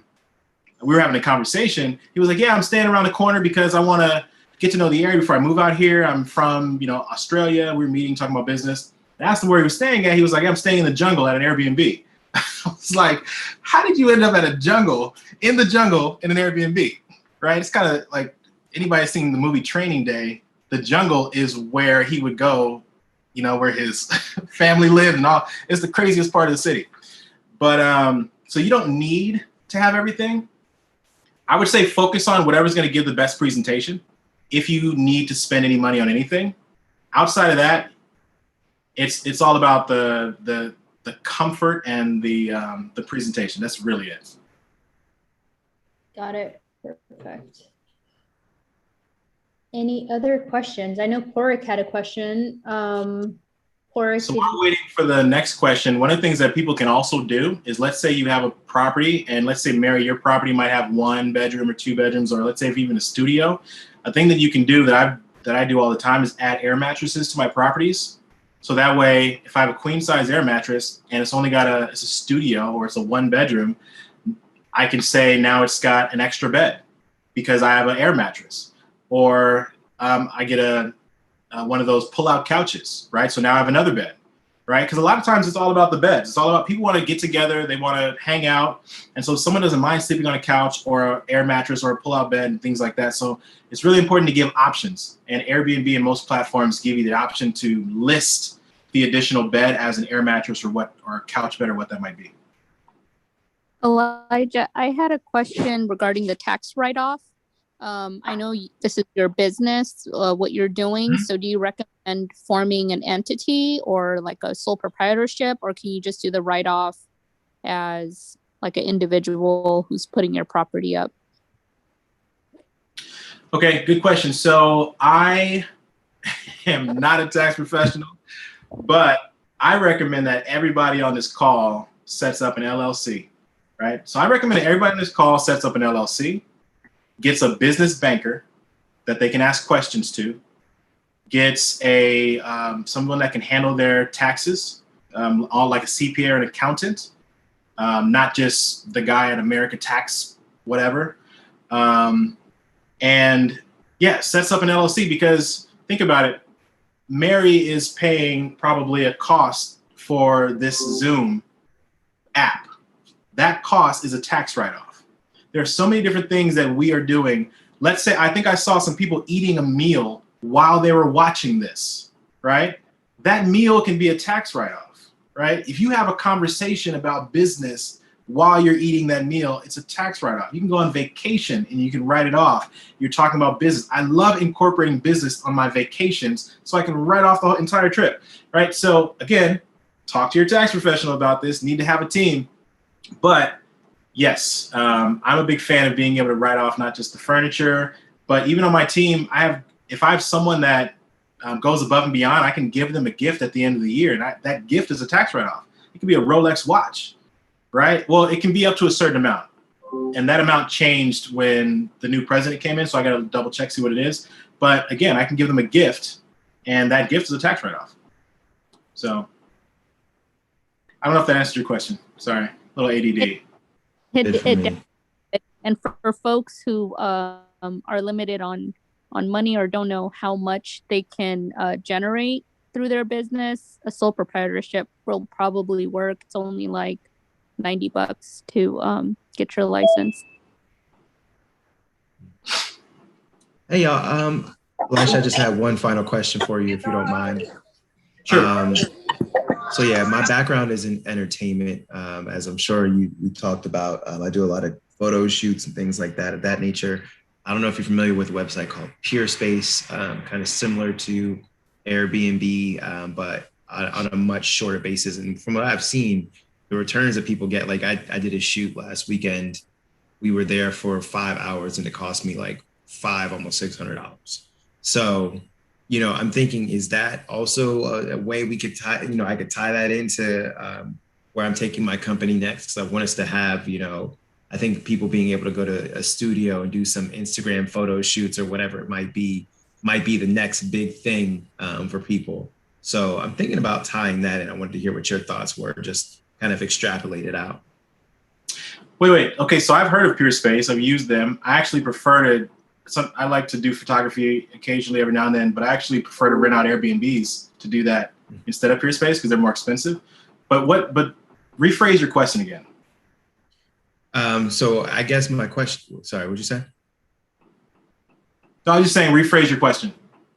Yeah, so I guess my question is do you see that being a viable inclusion or alternative or both? I'm thinking, can I meld those together? Because I was in LA this weekend when I was shooting, and there's a studio called, I'm not going to give them free advertisement, I don't know them, so it's whatever. But, I was thinking that's where I want to take my company next. I want to have a space where photographers come in and shoot because it looks like they're kind of making money hand over fist or whatever it might be. I was thinking, can I do that dually as an Airbnb on one end? Because it seems like they're doing it as a work, live, loft, and then also do it as, a Peerspace thing. And maybe see if I could double up on the money that way. That's my thought. I'm about to hustle, so. Got you. 1000% you can do that. So let's say you put your property on Airbnb, you get a property, you put it on Airbnb, and then you have people that book it, but then you yourself can block off certain dates that you're doing photo shoots, right? Mm-hmm. And you can also connect with other, photographers that can also book it, right? That sort of thing. But the only thing is usually they still book it for a day, right? Mm-hmm. I wouldn't skimp on that. Well, actually, you could put it on Peerspace, but the thing is when you put it on Peerspace, it's important to make sure that because when something is booked on Peerspace, you're going to have to manually go into Airbnb and block off that date. Because you don't want someone to book it and think they have a room, but you have it reserved already, and then you have to try to refund their money. You can get some bad reviews that way. So it's the same thing if you connect with a different site, like a different short-term rental site. It's really important that you have a way of merging the calendars or being able to be quick to, once something's booked, that you go directly to the other ones and block it off, because you don't want to have too much. You don't want to have anything butting heads. That'll get you some bad reviews. Did that answer your question? Absolutely. I'm gonna tap in with you later though, brother, because I got lots of questions. You got the gears turning now. So feel free, man. It's a great idea. I love it. Yeah. Elisha, are you gonna join us for the Airbnb event? Not the Airbnb event, sorry, the breakout, the happy hour event at Breakpoint in Pacific Beach on June 16th? I'll have to see.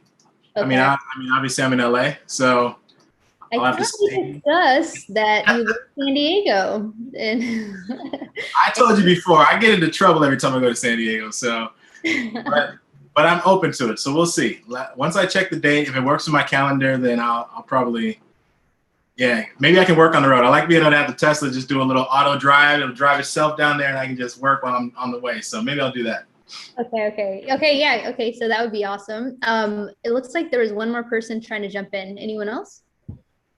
And you gotta let me know if Ian's gonna go so we can carpool if he's going.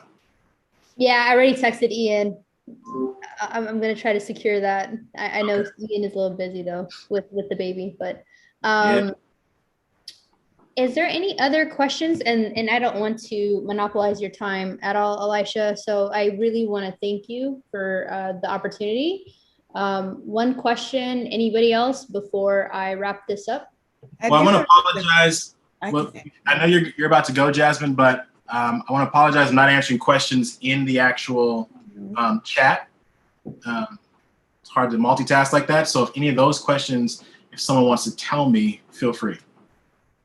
Jasmine. I just have one little piece that I was going to add, that there is also the option, if you have like a 2-bedroom place, that you can stay in one of the bedrooms and then actually have a shared space on Airbnb as well. And so I know some people that do that, like they'll actually sleep in the smaller bedroom and then use the shared space as the main master or something like that. So that's also an option to at least get some reviews and all of that. So then you can be a Airbnb like preferred person there too. So just some options to get your feet wet without any equity in anything because you currently live there. So just some things to think about potentially if you're looking to change your lease already, or if you already have a 2-bedroom place, which is pretty impossible to afford in San Diego alone, that's an option as well. That's a great point. Actually, before I started, I was diving in and just understanding the industry, and I would actually just go to random people's Airbnbs. I would, just stay there for a night or whatever. And I went to a conference up in San Jose, and I stayed at this couple's house. It was a townhouse. I don't know how many bedrooms the whole thing had, but it was just a room, right? I had a room, and it had its own private lockable door, and I had my own bathroom, and it was perfect. It worked out. They only saw me when I came in. They offered me some coffee, chatted a little bit. They were more chatty than I was. I went to my room, and then after the next morning, they said, "Hey, there's coffee. You want some?" And I just dipped out, and that was it, right? They made their money. So you can definitely do that. Me personally, I like my own space a little too much. But the nice thing is you're able to actually see who is renting your spot, so you can have some security with that. But yeah, that's a great suggestion. And for those of you that are looking to really dive in and like Jasmine mentioned, to bring in some income and up your what is it called, reviews, and you want to get into being like, look at, when it comes to Airbnb, look at how to become a what is that thing called? A supreme host or Superhost. Superhost. There you go. Appreciate it. Look in there as far as the requirements to become a superhost. The time frame that you have to do a certain thing in order to become a superhost is really important. And what I did is I actually connected with a bunch of my friends to rent out my space, and I lowered the price for all of them, and I wanted to get hella reviews really fast, and that's how I did it, right? So that's the thing that you guys can do too. So yeah, thanks for that, Jasmine. Appreciate it.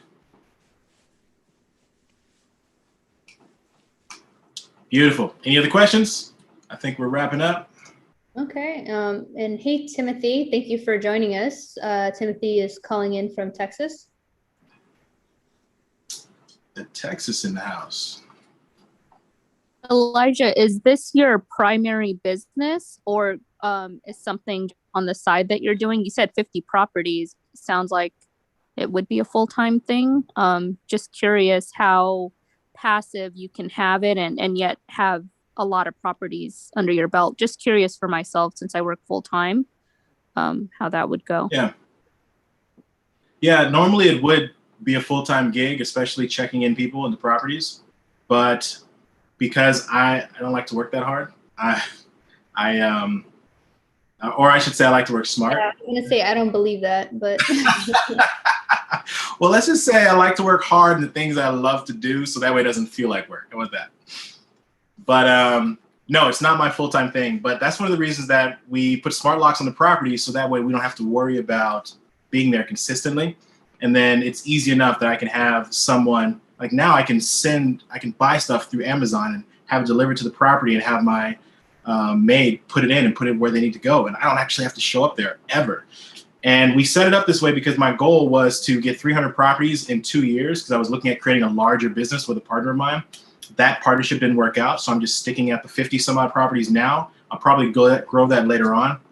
But I have a consulting business that I work with entrepreneurs and business owners, small and medium-sized businesses. Small businesses under 10 million, medium between 10 and 500 million. And through that, we talk about creative marketing strategies. We talk about biz dev, business development, and being able to how to do more with less, right? So outside of that, I'm also running actually a startup we're working on starting, which is a community strictly for entrepreneurs. And it's going to be a virtual community, and we're going to host regular events live. But the community itself is going to be extremely powerful. It's going to focus on education, as well as the overall wellness of the entrepreneur. So all of you think about this, right? All of you as entrepreneurs or want to be entrepreneurs, it's one of those things that when you actually get to that space, you yourself as a person, your inner self, your human person, your life around you, your spouse, your boyfriend, your girlfriend, all these things impact your business. Everything in your business impacts your personal life. So the community is focused on how to really kill it 360 degrees of wealth, being wealthy spiritually, physically, financially, emotionally, and mentally.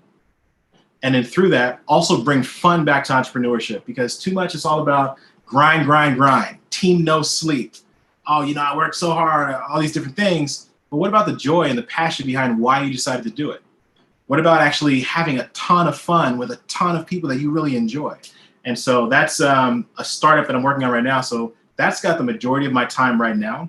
We had a retreat in San Diego, actually, before I met Mary, for my birthday last month. And we had 30 people come out for a 4-day retreat out in San Diego.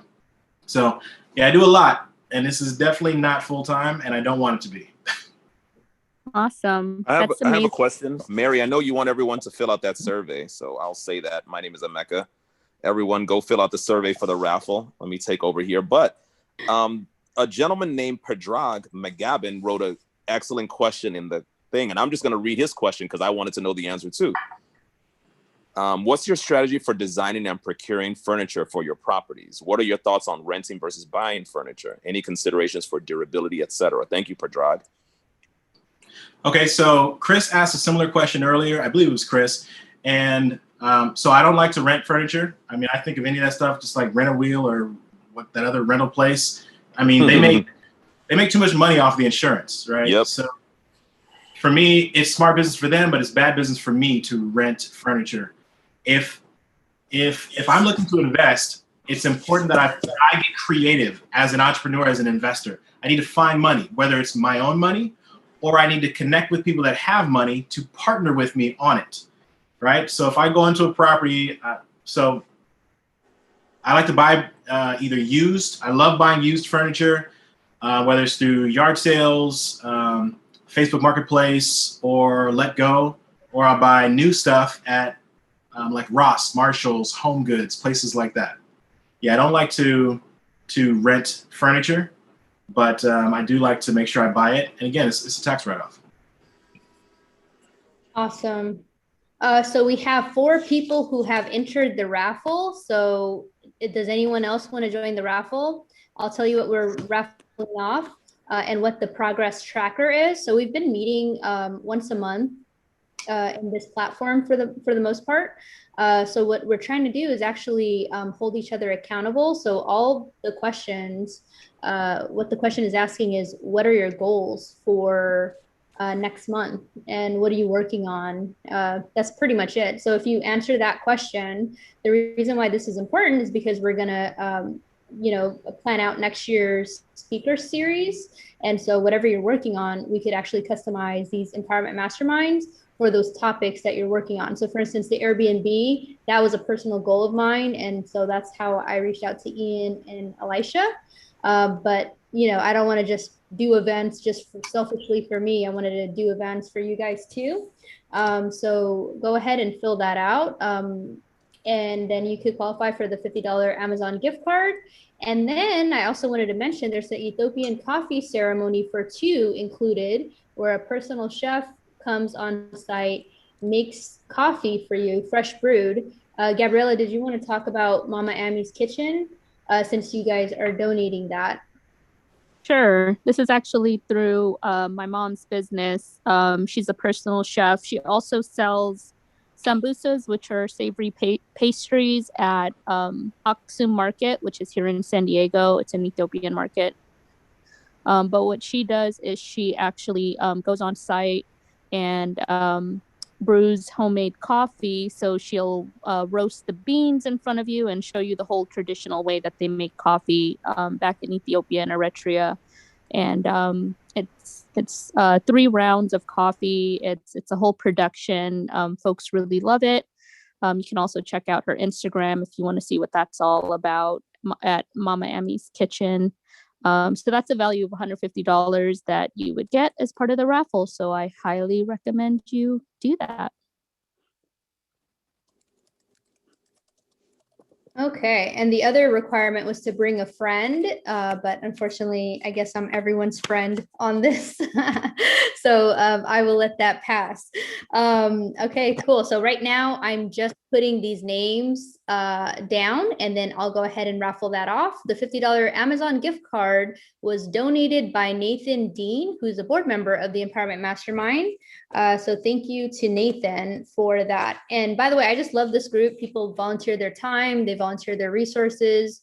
So that's what this is all about. And I'm going to take it back to you guys for more questions. And it doesn't even have to be questions.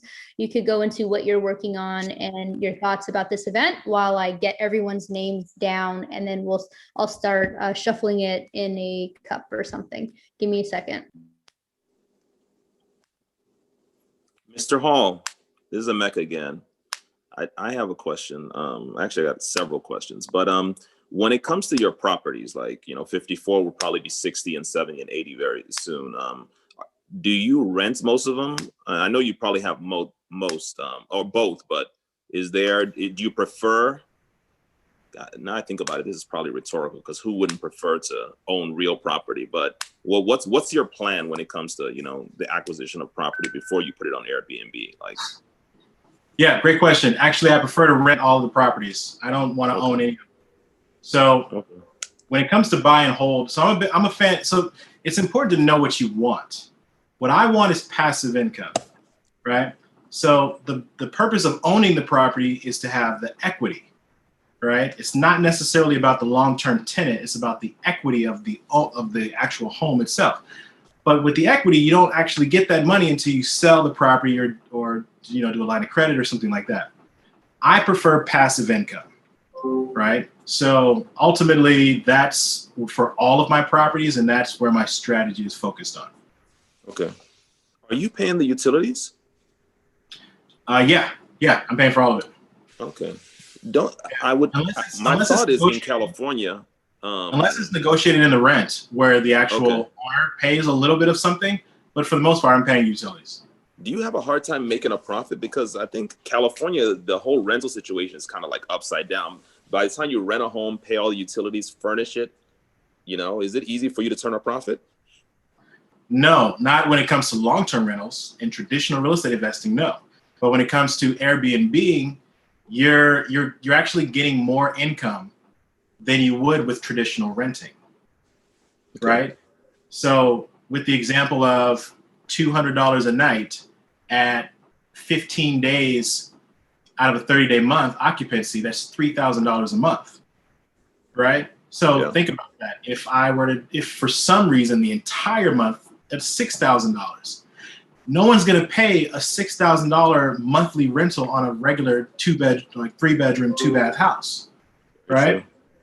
And everyone would prefer to stay at a decent home because they can cook their own food, they can do these, right? Versus a hotel. So the only upside that hotels have on Airbnb is concierge, is people that can come to your room, right? People that you can pick up the phone, they can do something for you, kind of thing. Okay. And Airbnb's occupancy rate is way over 50%. They're like in the 75 to 95 range. So you'll probably be doing good on that. Typically. It's a seasonal thing, but yeah, it still works out. The goal is to break even. And then on your good months where you do extremely well, you put some money aside for if there's a bad month. But ultimately, if you do it right, you never have a bad year. Beautiful. Any other questions? All right, guys, I have a helper helping me, and I'm about to pull it right now. Thank you for bearing with me, guys. Awesome. Okay, so housekeeping items. Did you guys all check out those links that we talked about?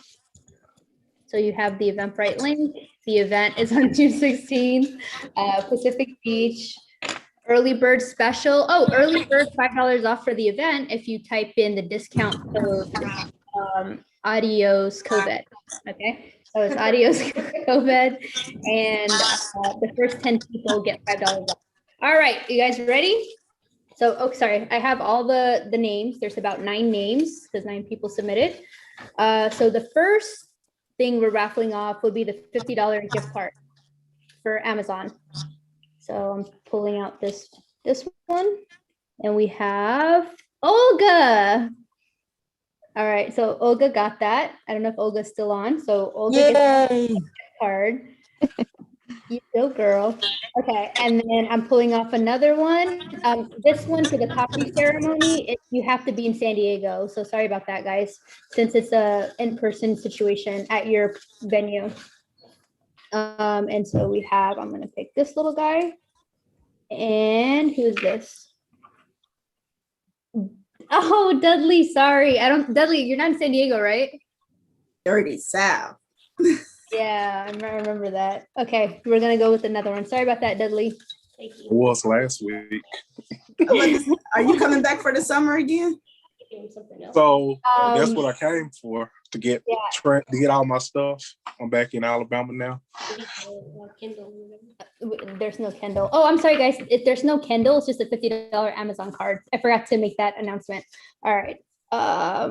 So next person is Henok. Henok, are you in San Diego? I know your mic is muted, but are you in San Diego?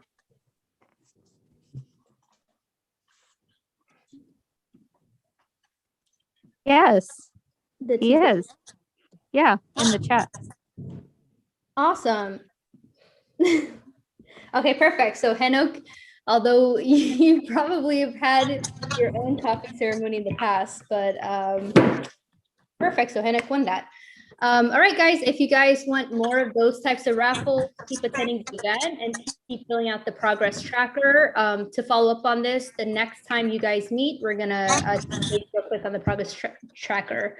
So thank you so much for joining, and thank you so much, Elisha, for your time. That was really awesome. Any last words before we wrap up? Any last words before we wrap up?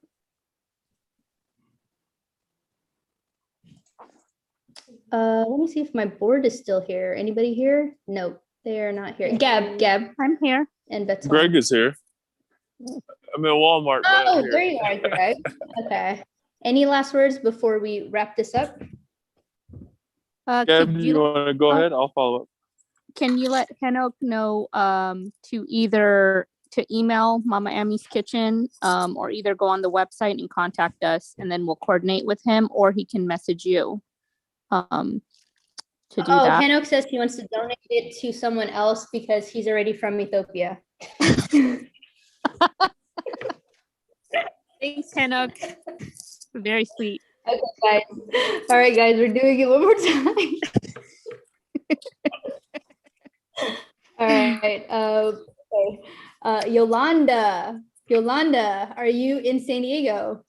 Yolanda Turner. I am not. Okay. No. Okay. Maybe just ask Where are you located? who wants to do it, who's in San Diego.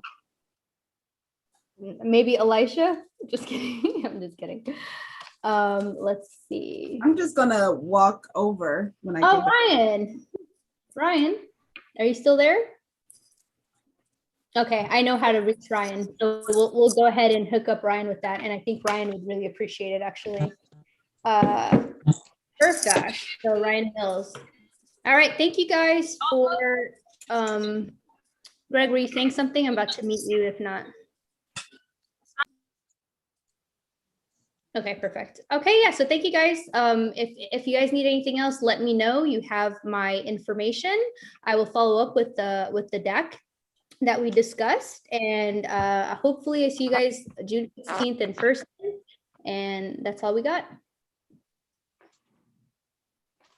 All right, thank you, Mayor. Okay. Beautiful. Thank you guys for having me out. I really appreciate it, and I hope you got a lot of insight out of that. Awesome. Thank you, guys. Thank you, everybody. Everyone have a good night. This was good, Mary. Awesome. Hey, Timothy, did your family member end up coming to San Diego? She did. Did she ever get in touch with you? Oh, no, she didn't, but that's fine. That means she found her way around, so that's awesome. you know, the